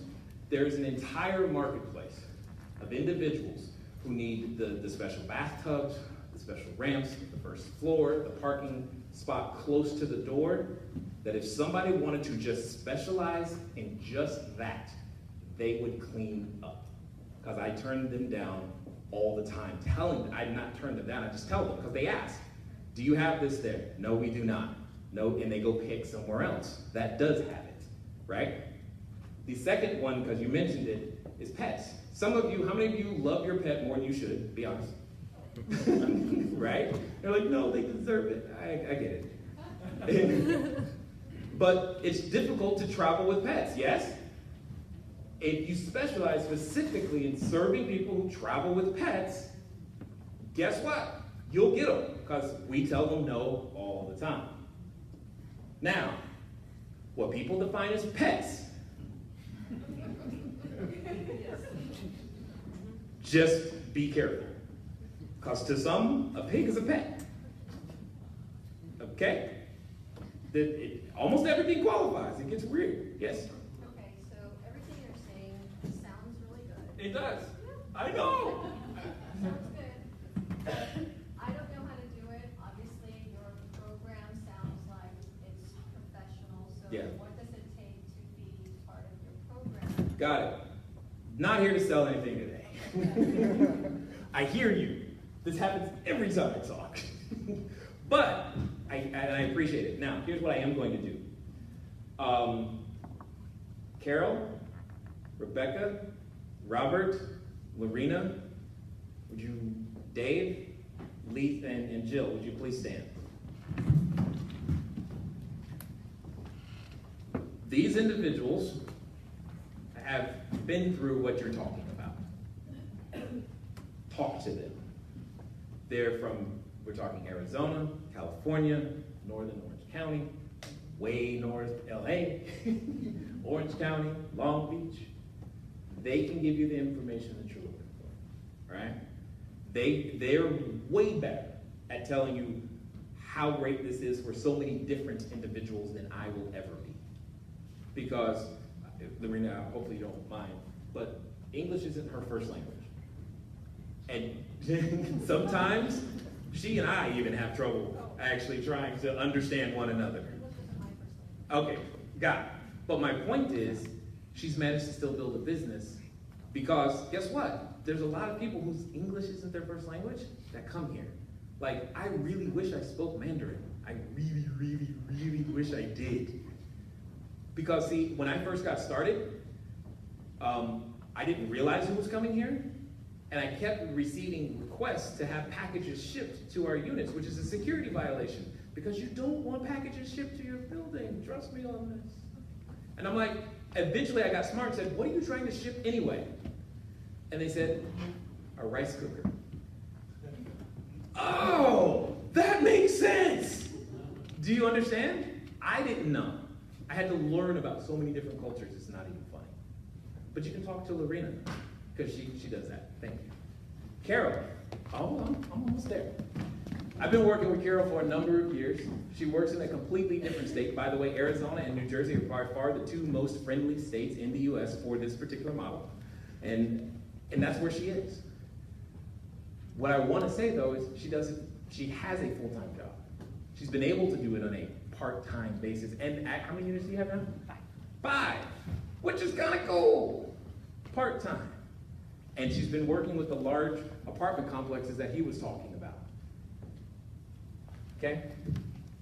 Now, everyone, I want you to understand, it's her fault. Here's what I mean by this.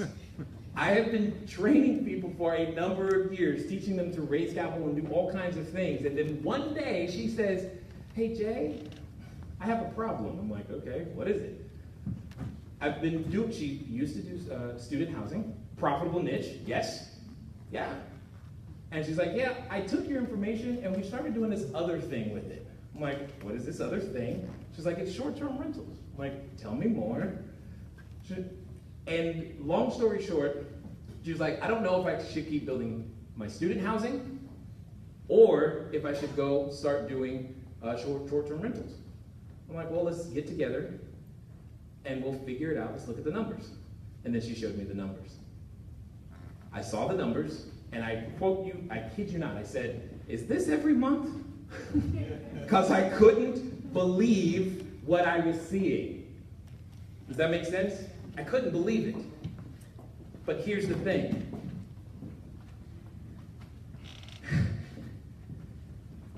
The reason I made the phone call to my wife while she was in Chicago was because of the numbers.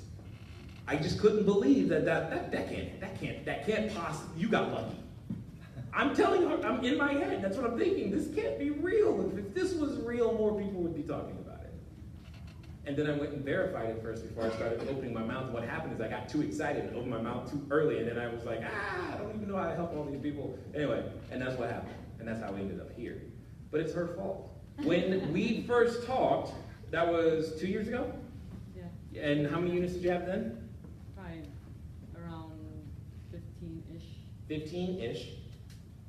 And then when she told me when she showed me the numbers, I said, okay, I see what you're doing, but you're missing some systems and some stuff, and I can help you with that piece. I know jack about towels and soap and turnovers and cleaning. I know nothing about that. Gonna need your help there. And now that we've worked together for a little while, how many units do you have? Over 75. That's a lot. And I just want you to think about that. Minimum of $1,000 per month. Just think about that for a second. That changes so many possibilities for so many families, and that's what I got excited about. That's what I'm still excited about every day. Even when we have problem days. Today was a very problem day. I made up for all those days where I only worked 10 minutes. No, you got more problems. Okay, thanks. Today, when I only work for, some days when I only work for like 10, 15 minutes, we're making up for that today. It's pretty good, but it's okay. It averages out. It's no big deal. Yes? Is there a different demand in this market for like a one-bedroom versus 3 versus a house? Got it. All right, remember what was that question I told you I was going to ask you? Who do you want to serve? Is there a different demand? Yes. However, who do you want to serve? For example, if you were focused on just serving the entertainment industry, you would have a completely different unit makeup than I do. Because when we've housed like a production crew or whatever, one bedrooms typically don't work, right? Because they got their stuff and them that they need to spread out and do their stuff. Now, if it's just one sound guy, one bedroom can work, right? But it depends on the customer type that you're looking for. Does that make sense? So that influences way more what types of properties you should be using than necessarily who's coming here. Matt? Because of the short-term nature of this, yeah. The change in the kind of rental laws, does this type of strategy, in your opinion, get you around rent control laws? I would assume so, right? The answer is yes. Yeah. So for those in rent control areas, I'm your solution.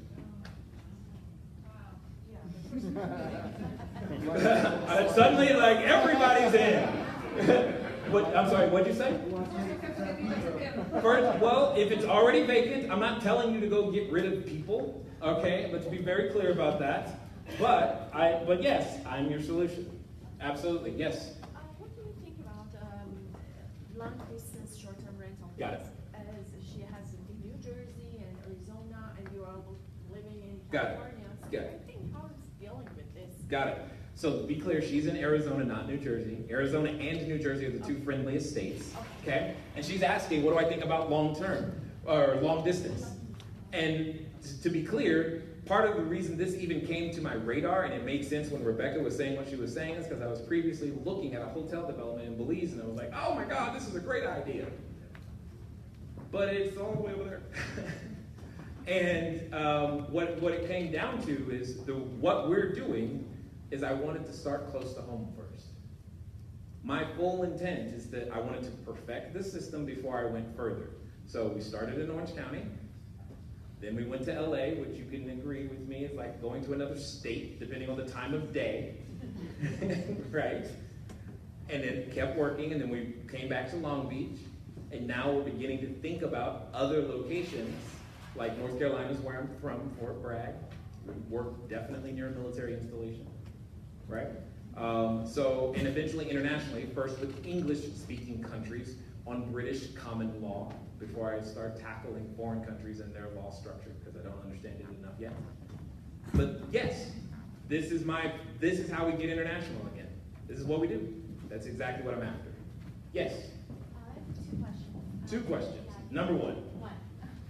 You mentioned 3 out of 45. Is that convention centers, Oh, got it. hospitals, and business? You want to know which 3 I like. That you're asking for my secrets? Yeah. No problem. So the top 3 customers that I prefer, now again, that doesn't mean you can't build a business without them, because they have, right? I prefer, number one, to serve people who I'm most like. That was the easiest way to get started. When I travel for speaking or work or whatever, I'm the business traveler. That's it. It's very simple. And I know what he or she needs when they're traveling for business. An easy place to work and very nice Wi-Fi. Like, if you want to have an upset person, mess up the Wi-Fi. That's literally all you have to do. I have received messages from guests that have said, and I quote, "Hot water doesn't work, but we have Wi-Fi, so we're okay." Makes no sense to me. I'm like, okay, we'll fix the water. You know, that's literally the message. You gotta have Wi-Fi. That's number one. Number two, when I'm traveling with my family, because me and my wife, we have 4 kids, we're a family traveling with small children. How many of you have ever traveled with small children? Let me rephrase. How many of you have ever traveled with the equipment small children require? Right? Not fun, right? So what would happen? What do you think would happen if I was thinking, if mom is flipping through the photos, and as she's flipping through the photos, she sees one that just has a photo of a stroller, a pack and play, and a high chair already sitting there. She's like, "We're staying here, honey." Price doesn't matter at that point. And when he brings up the objection, "But that one's more expensive. Do you want to carry the stroller?" "We're staying there, honey." Make sense? And number 3, and this one I learned about, because I did not know, and I mentioned it earlier, it's medical. We tend to try to geolocate anywhere with less than a 2-mile radius or less near a major clinic, clinician, or hospital. We have a number of high-level individuals out here in Orange County, LA, Long Beach, etc., where their patients literally fly in, right? And what's cool is that the medical traveler by default is almost always traveling with someone else. And that someone else probably still needs to work. And it really doesn't work for a hotel.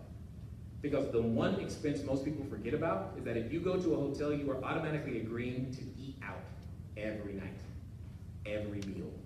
And you forget about that expense. But it's a real number. And when you're traveling medically, you're very cost sensitive. But at the same time, you like the fact that you can control your diet. And that's usually part of the problem when you're actually traveling on medical. And that tends to happen a lot. And we have, I'll just be, it's LA. There's a lot of people who have plastic surgery. They don't want to be seen by their friends. So they come and hang out and hide. Because their friends don't know where they are. And it works, at the end of the day. So all of these medical, I love medical because they stay longer. They're usually absolutely no problem, unless you don't have like an elevator and you're multiple storage, so just disclose that up front. But for the most part, our medical people are awesome. Yes? I have a quick question regarding the insurance. Regarding the insurance, yes ma'am. He owns the property. He who? Bill? Yeah. Okay. Bill owns the property, got it. If Bill owns the property, you're a renter. I'm the tenant. And you're the tenant. Yeah. Are you paying renter's insurance, and does that cover all of your short-term? Got it. It's not renter's insurance, but there's a special insurance for short-term rental businesses that is underwritten by very reputable A-rated companies like he was wanting, with all the coverages that he would need, including loss of rents, so that if something like that happens, he's covered. Does that make sense? No, that's not what I'm saying. Okay, then I'm missing. Okay. He owns the property. Yep. So the structure is his. Yes. Okay. If you're a renter, the only thing you can get is renter's policy, or is there a different type of policy? Yes. that you can get? There's a different type of policy. It's Okay. called short-term rental insurance. Oh, really? Yes. I didn't know it existed. Yes, exactly. I didn't know it existed either, but I needed to know it exists if I was going to do this. That I'm with you. Yes. How long does it take you to build this specific point? Well, that's the part that shocked me. She said, how long has it taken me to build it up? In the first 6 months, we got to 19 units, and I freaked out because I'm like, that was too quick. It's supposed to take longer. And then I had to analyze, why did that happen so quickly? What's different? What do I need to document so that other people can do the same thing? A better question is, Lorena, you said how many units do you have now? You have 10, and how many months have it been? 12 months. 10 units, 12 months. Carol, how long has it been? 1 year. 1 year, 5 units. We're gonna exclude her. My point is, it truly depends, and it varies from person to person. How good is your system is really the answer. How good are you at following the system? That's really the answer to how quickly you can move. Because if you have a great underlying structure, you can make all the right things happen. Does that make sense? Yes, Joseph. Two-part question. Two-part question. How do you market to your target Got it. clients, and then can you use other sites besides Airbnb? Yes, got it. So he said, how do I market to my targeted client? I was trying to pull that up, but it didn't work. And do I use sites other than Airbnb? I identified approximately 30 other sites other than Airbnb. But and this is why you have a short-term rental business, not an Airbnb business. All those sites are just marketing or acquisition channels. They're nothing else. It's no different than if I put an ad on the radio. The radio is how you're acquiring your customers. That's how I look at it, because that's literally how it works. All right? So let's just keep that in mind. Second, you market with photos. But let me be very, very clear. How many of you are familiar with this really, really old piece of technology called the Yellow Pages? You've seen that before? It's been a while, right? You're like, what? That's not Google? No. And you do the same thing that I learned when I used to sell Yellow Page ads a long time ago, which sounds crazy, right? But let me give you the example. Let's pretend it's Saturday night, 11 p.m., Joseph. Saturday night, 11 p.m. Your toilet starts to overflow, and your bathroom starts to flood, and you need a plumber. You turn to the Yellow Pages and you see 2 ads. Now, in reality, both plumbers are open at 11 p.m. on Saturday night. One ad says open 24 hours. The other ad does not. Who do you call first? The one that says open 24 hours, because they were smart enough to talk to you in their ad. And that's what we do, and that's what we teach people how to do with photos. How to tell the story of the exact person you want to attract. Remember when I said, when mom is flipping through the photos and she stops and sees a stroller, pack and play, high chair? Do you know how infrequently she saw that? Yeah, that's what I know. When the business traveler is going through, you know the number one thing they're thinking about is, man, I hate hotel Wi-Fi. So a very simple thing is to take a screenshot of speedtest.net or whatever speed internet you have and put it there as a photo. And when they stop and see that number, because I can write fast Wi-Fi all day long. But if I show you a picture, you stop. And you're like, oh, this is the place. Because we get the message. Because we asked them, why did you choose us? Oh, I had to try your fast Wi-Fi. Absolutely. Absolutely you did. And that's all I'm doing. I market to the person that I want. So what does that also mean? That means, are there properties that we have that have a pool? Yes. Are there pictures? Not if I don't want that person. Does that make sense? I'm okay with there being a pool. I don't have to tell them there's a pool. They get there and they find out, oh my God, you have a pool. Great, it's better than I told you. But I don't have to attract that person. Does that make sense? Yes, Ernest. And then, Sir, do you or any of your students have any challenges keeping your units occupied? got it. Yeah, do we have any challenges keeping the units occupied every day? Remember I said there were 2 locations where I said there were probably challenges? One was Tucson, Arizona during the summer, because it's hot. And then the other was Minot, North Dakota, because it's really cold. Period. Now, that first year of business, you have to think like a business owner. You are collecting names and building your customer database. Because if they came to your location once, are they likely to come back? Possibly. But you got to learn how to market to them again. Because some of you have all received that, hey, Vegas is having a special free room, come on down, right? Because you stayed with them before. You have to think like a business owner and get your customer acquisition channels going. And as you begin to build your database, you end up with so many people and so much repeat business that it becomes a non-issue really, really, really, really quickly. You end up going, I need more units. Yeah, I know. That's happens a lot. Yes, and then I'll come over here. Travis. I may have missed this. No problem. But is the whole thing you're teaching, is this all based on subleasing, or are you also talking about owning as well? Got it. Some of our students do choose to own. The only difference is the upfront cost. At the end of the day, the only difference is the upfront cost. You're teaching one way or the other. I don't really care. I prefer, for most people, the easiest way to get started is doing the least. It's the least amount of capital up front, gives you a higher ROI way faster, and you're able to move on. Some people who already own a property, they just converted them, and others went and bought a property. I had one student down in San Diego. Now, he bought a mixed-use commercial building, retail first floor, apartment second floor. I think he put a restaurant on the top. I was like, dude, you're awesome. You know? It sounds like the leasing is all about learning how to negotiate with the landlords and then Yes. learning the systems, and you guys have Correct. to work together. Right. Right. You got it 100%. That's exactly it. Because once you've learned how to run the system, you can buy any building and turn it into what you need it to be to make it cash flow. That's what got me excited. I was like, cool, this can work up to like our $10 and $20 million buildings, and I can cash flow them. Amazing. Let's do it. And that's basically, at the end of the day, that's what we're talking about. But not everybody has the capacity to start with a $20 million asset, or even a $2 million asset, or even a $500,000 asset.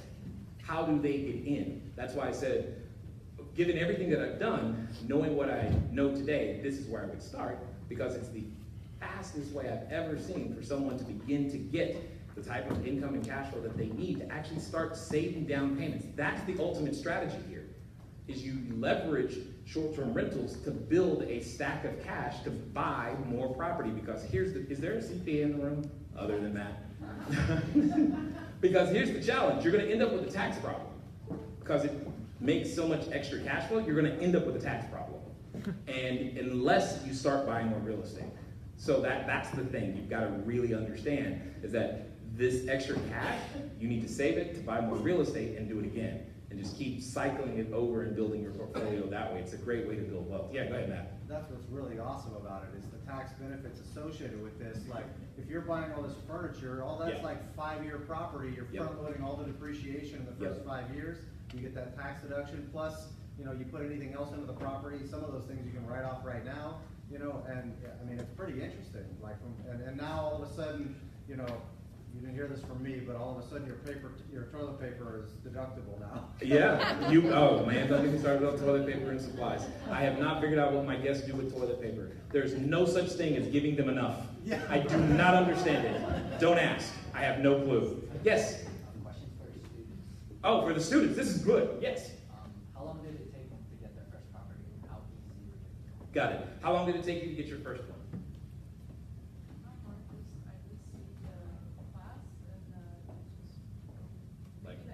A week? How long? A week? 2 weeks? Yeah, just start to take action, and the more you do, the more you get. That's very true. Carol, how long did it take you? Because I don't remember. I think I signed my first lease within the first 3 weeks of the mastermind plan. First 3 weeks. I've had people go as quickly as 3 days. There have been times, because this is what I learned from the students. I was conditioned, because I had been a real estate trainer guy, that it was going to take them a long time. Because that's what happens in real estate a lot. And then what happened is I had a student do it in a weekend. And I'm like, hold on, what? And not only did she do it in the weekend, she's like, yeah, and I got 3 of them. I'm like, what? I didn't know it could go that quickly. I had no clue. And I was like, oh, that's kind of crazy. Wow, is that for real? I mean, it's been a lot of that. I've been learning a lot from them about how fast they can go, and because when you're put in the right situation, you can make it happen. Robert, how long did it take you? Less than 2 weeks. Less than 2 weeks. The thing that I want to point out in addition to that is, obviously you would be doing this to generate revenue, and we have our system down now where once we take keys, we can have people in that unit within 3 days. Yeah. Generating revenue within 3 days. Yeah, you gotta understand, it's insanely quick once you get your processes in place, you can go really, really, really fast. I mean, there have been times, like, and I kid you not, if you were to put a listing up right now, what time is it? 9:06. 9, I would be willing to put money down that before you woke up in the morning, you'd have not 1, but at least 2 reservations. Really, that fast. That's the stuff. There are times where I'll post either in our Facebook group or I'll have an internal bet with my wife. Let's see how long this one takes. And whoever wins gets to choose where dinner goes. You know, that type of, it's just like, it's just fast. Yes, Bill. How often are you visiting the properties that you have? I do my best to not go. Why? Because I've built a system. Now, So will this system work on properties that are out of state? Yes, the answer is yes. The system has been proven to work. We had one student that started, he lived in Alaska, then he moved to Texas, and he still has the unit in Alaska. Like, okay, great, this is awesome. But here's the thing that I want to highlight. There are a number of individuals that it takes to run the system. You can't do everything, especially once you scale. You can only use labor where it makes sense. For example, there are times when stuff breaks. Maybe it's a sliding glass door that breaks, or that couch, what's it called, the sofa bed, doesn't fold up properly. And someone has to physically go there to do that. You know what I call that? Job creation. That's what it is. Because of this idea, and if you have enough units, you end up creating a job for someone, right? And maybe because you have so much toilet paper and soap, and you want to talk about a job, who wants to do my linens? Oh my God. You know how many sheets? Pillowcases? Oh. It's to the point where I'm researching how to buy a laundromat. No joke. Because it's kind of it's just, we do a lot of laundry. All right? But someone has to pick that laundry up and do and that becomes job creation. And if they put a system together, they can end up building a business around it. How many of you think it would be interesting to be able to meet someone who is willing to build a business around serving your business that way? How many of you think that would be really, really cool to meet someone like that? Jim, do me a favor, stand up. This is Jim. Right here. I have been here this time, and I told you, today's been a day. Most days, I don't have much to do. Today, it seemed like everything wanted to fall apart. Jim would have been here on time, except everything decided to fall apart today, including the sofa bed and the sliding glass door. That was not made up. That's exactly what happened. And Jim was out there interfacing with the customers to make sure that their experience at the property, and Arnell property, in case you were wondering, actually went well. And now he's here. And that's the role his business plays. He helps Robert with that, he helps me with that, because I can't be everywhere. And you need help in that way. And you get to create so many jobs. What's that? I said, nor do you want to. No, I don't want to. Because here's the deal. Here's the truth of the matter. My oldest daughter is 21, and she said it best. She's like, Dad, you don't people well. And she's right. I don't people well. I find it highly ironic that I am in a hospitality business, by the way. But I don't people well. Yes? I don't know if everyone in this room has any deal, a lot of deals. Sure. Any deal at all? Yeah. Myself. I'm a new investor. Yes. And I don't have any deal going on right now. Yes. How can you help me? Got it. So when it comes to, you want to know how you can start, how you can start off. Here's it is. You want it? I'm going to give you the steps. You want to write them down? Because you could do them tomorrow and really be in business by Saturday. I've seen it happen. It's very simple. Answer the question, who do you want to serve? That's the, and I know it sounds crazy, but follow me here. Because when you know that you want to serve the business traveler, you give that person a name. Let's call her Sally. And that Sally likes to travel, or travels for work. That begins to tell you a number of things. Number one, location. What, because one of the questions you have is what area of town? You want to be near where the person wants to go. So where are the business districts in what city? I don't care the city, just tell me what city. Okay, where are the business districts in LA? Where are the business districts in Long Beach? So you want to look for properties near that business district. So you literally go on Google Maps. That's step number 2. You go Long Beach, and then you look, where are the business districts? And you draw a circle. Then you get in your car, and you go to that area. Then you get out your car. This is the most important step, because you've been here so long, you're blind to actually what's going on. You need to get out the car and walk. Literally walk, looking for rent signs. And when you see the for rent sign, step number 3, what do?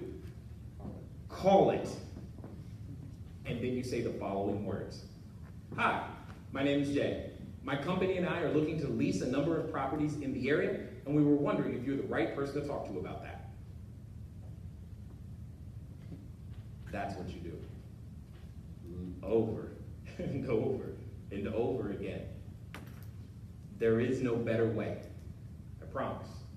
You can try to filter online, apartments.com, then get in the car, drive. Get out the car, walk. It works. It's the easiest thing I know. Yeah? So now I find the property, where do I get the money? Where do you get, got it? If So, I don't have any money. yeah, if you don't have any money, first of all, let's talk about you don't need a lot of money. So now you have to raise the capital, right? But now you're asking for significantly less capital than what you may have been asking for when it comes to a down payment on a house. And here's why this is really, really, really important. Where's he at? Lamont said he was able, all in cost was 10 grand. That's including first and last month. Is 10 grand a low enough number that someone you know might actually have that on a credit card? It's a very low number. You're going to begin to learn to leverage the resources of other people, but now you're not asking anywhere near as much of a risk as you were before.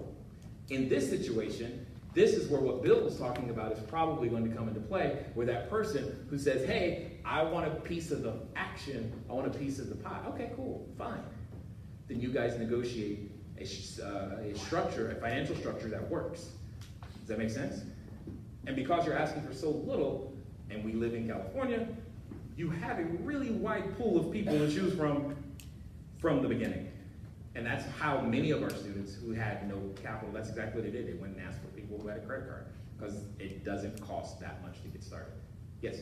But don't you have to furnish it, get security system? Yeah, exactly. Now, I wouldn't dare tell you, I never tell people as low as 10 grand. That doesn't mean you can't do it for 10 grand. I tend to tell people your budget should be $25 per square foot. I am being very conservative. We can do them for much less than that. But when someone is first getting started, I always tell them $25 per square foot. And I say it that way because some people want to do a house. Okay, some people want to do a 1-bedroom. Some want to do a 2-bedroom. They're all different square footage. $25 per square foot. That'll get her done no matter what. You can make a lot of mistakes and still get it done. Okay, at that number. It shouldn't cost you that, but if it did, you're fine. Does that make sense? Okay? Yes? No problem, I'll come here. So it sounds like you're saying it's at least $1,000 a month for your Net. Net. So I guess you're not worried about vacancies or anything like that. I haven't been worried about vacancy in a long time. Why? Here, have you looked up recently? That sun? That very thing that keeps so many people on the freeway is the very thing that keeps so many people coming. We definitely don't have a population problem. People want to be here. And we just happen to be in a year-round market. Now, that doesn't mean there isn't seasonality to the pricing. There are times, yeah, where it's still lower. Like right now, we're entering into the months where you might literally hit 60% net profit on a month. Like, which is nuts. But it's fun. Okay. But there will be other months where it's only 20%. And it'll vary, but it's still profit. Does that make sense? So it still varies. Now, it's not like some other places where you have to price in for seasonality, a little bit more difficult. Like we have some people in Canada, they really got to price appropriately during their high season to make it through their low season. But that's just part of their business and they know that. Does that make sense?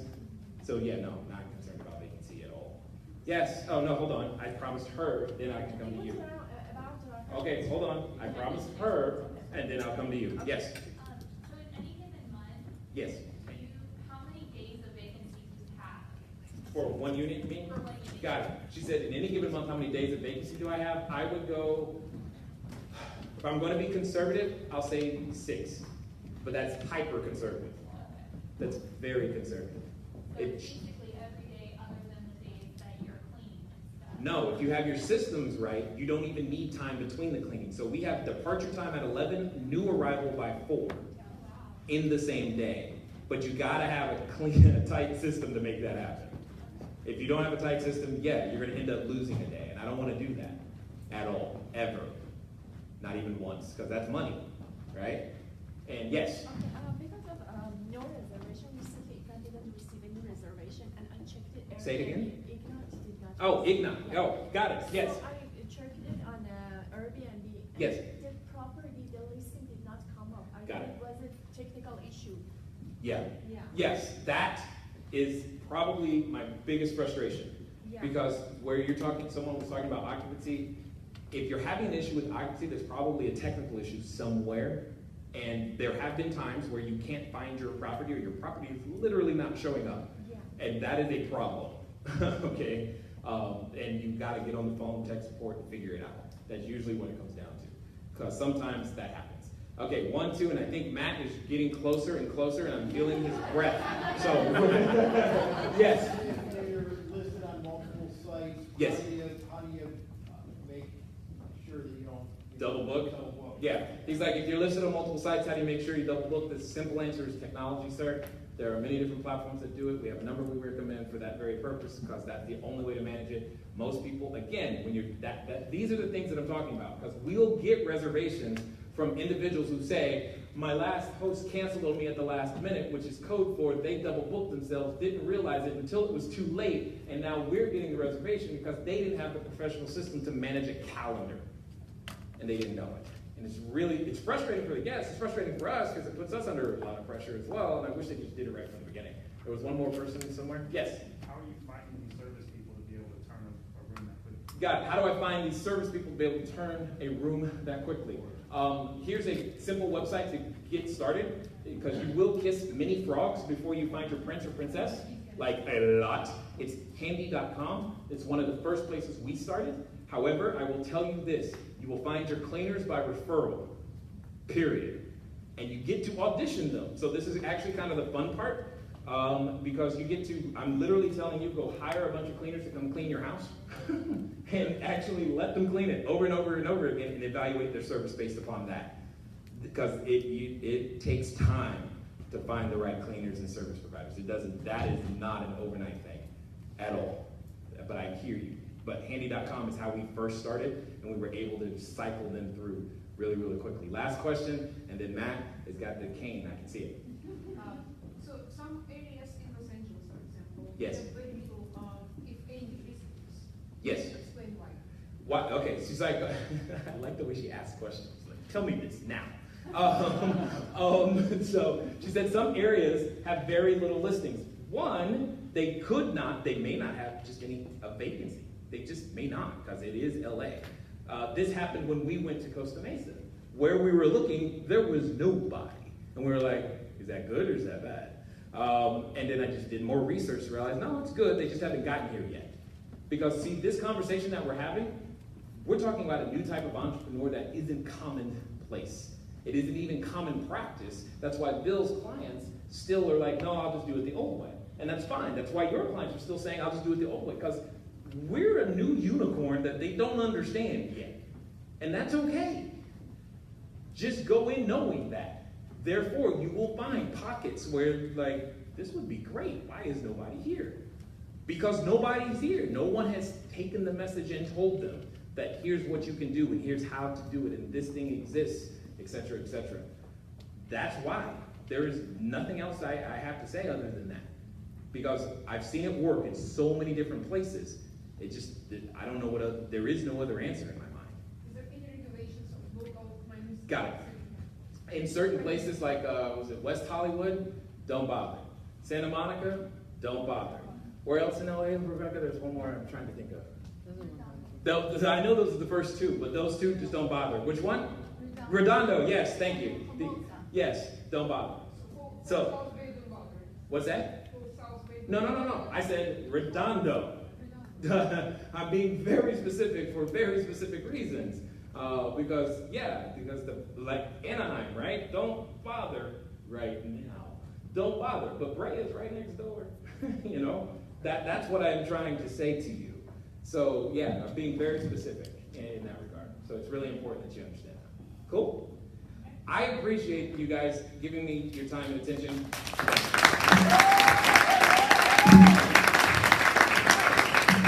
I got one more question for you.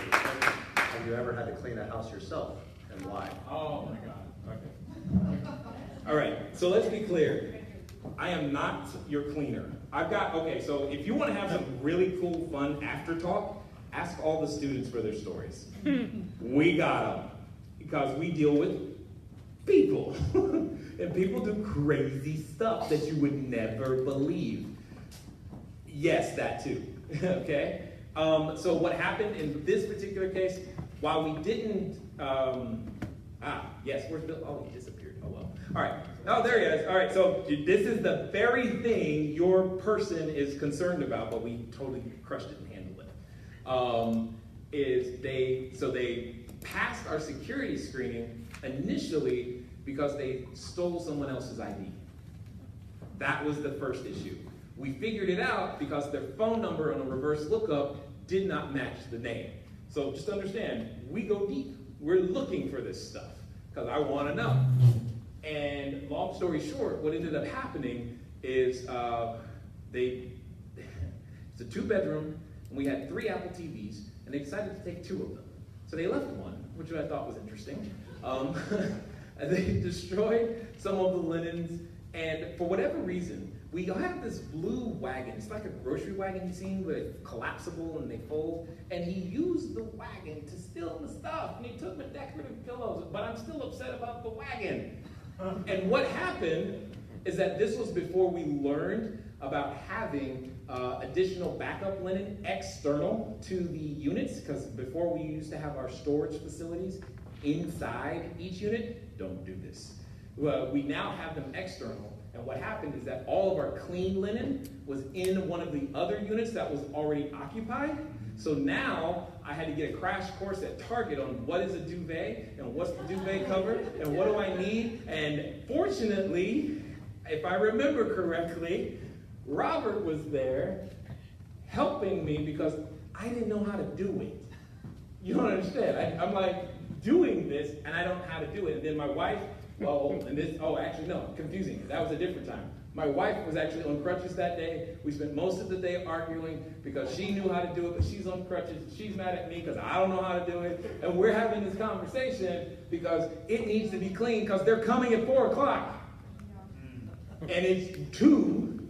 And I'm like, but I got to run to Target, buy some Apple TVs, get the internet going again because I got to do all this other stuff. And I need you to do this. She's like, I'm on crutches. I know, I love you, but bye. It was not a pleasant Saturday. We have learned since then. We have documented better processes so that if/when that happens, we fix it. We know exactly what to do so that we don't experience that kind of downtime. Now, with that being said, can I tell one more? Because the next one is really awesome. Because with that being said, I want you to know on that first incident, they only still had to wait 30 minutes. So understand, we got it done, which was amazing because we didn't think we were going to be able to get it done. But there was this other Saturday. See, my wife and I on Saturday morning, sometimes we'll say, hey, what are you gonna do today? We'll say things like, absolutely nothing, I'm just going to rest. But we have learned to not say this anymore. The second time we tried to say this, and I kid you not, here's what happened. The guest sends us a message and says, there are bugs everywhere. Now, you will learn over time that people misuse the English language all the time, and they tend to exaggerate. And at this moment, when they go, there are bugs everywhere, I go, they're not everywhere. I don't know, mind you, I haven't seen it, I don't know. But in my head, they're not everywhere. They can't be everywhere. If they were everywhere, whatever. They're not everywhere, it's not that big of a deal, blah, blah, blah, blah, blah. But, you know, it's a Saturday, whatever, let's go. And I tell my wife, and they keep sending us messages, which is abnormal. And I'm like, hold on, they're sending another message. They sent another message. They're not sending photos, but they're sending messages. And I'm like, something is really wrong. And then, remember, I know I don't people well. So I was like, honey, I need you to go with me. She's like, why? I'm like, I need you to talk to them so that I don't make it worse. While I figure out what needs to be done. So long story short, we drive down, we get there, and it is the grossest thing I have ever seen. Termites swarmed during the night. There was literally a black sheet of termites on the curtain, on the bed. It was her wedding night, the night before her wedding, and she woke up with them on her. Oh my God. It was 100% gross. I went from, it can't be that bad to, it was the worst. When I realized what happened, I went to my wife, I was like, look, I'm gonna just need you to occupy them. And now, here's the part I got excited about, guys. This is what I mean by having the system. Saturday at 11:30, is anyone pre-prepared for this? No. But at 11:30, I am on the phone. By 2:30, we have replaced the linens, we have cleaned the entire house, we have had the termite inspector come give us an estimate and a schedule for when he can come back, and we are done, clean, and out of there. It was the best thing ever. Now, it was still her wedding night, and that was a problem. And we dealt with that, obviously, refunds, blah, blah, blah, because that was a bad experience. But recovering, Lord, that was one of the days I realized, I was like, oh my God, we really have a good system. How on earth do you take that and respond and have it clean in 3 hours? That does not happen until it did. And I was like, oh wow, we really got something here. But that's the thing you gotta understand. Stuff is gonna happen. Lockouts. Jim, poor Jim, has been there. The longest lockout on record right now is 6 hours. Awesome. Not fun. And he was there. And he helped me with it. But you gotta understand, this stuff happens, you just gotta have better systems to deal with it. So, we got, like I said, talk to the students, we got tons of stories. It's fun, I love the business. Ask me any questions you like. Thank you. Yeah, of course.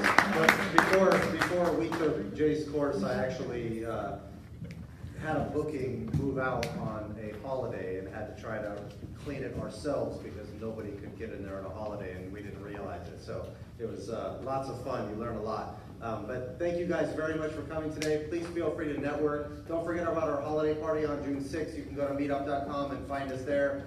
We have our FIBI South Bay, as well as the next one coming up this month on flipping. And then feel free to check out meetup.com and see Christina's group as well in Pasadena if you guys are up there. Thank you guys very much. Have a great time networking.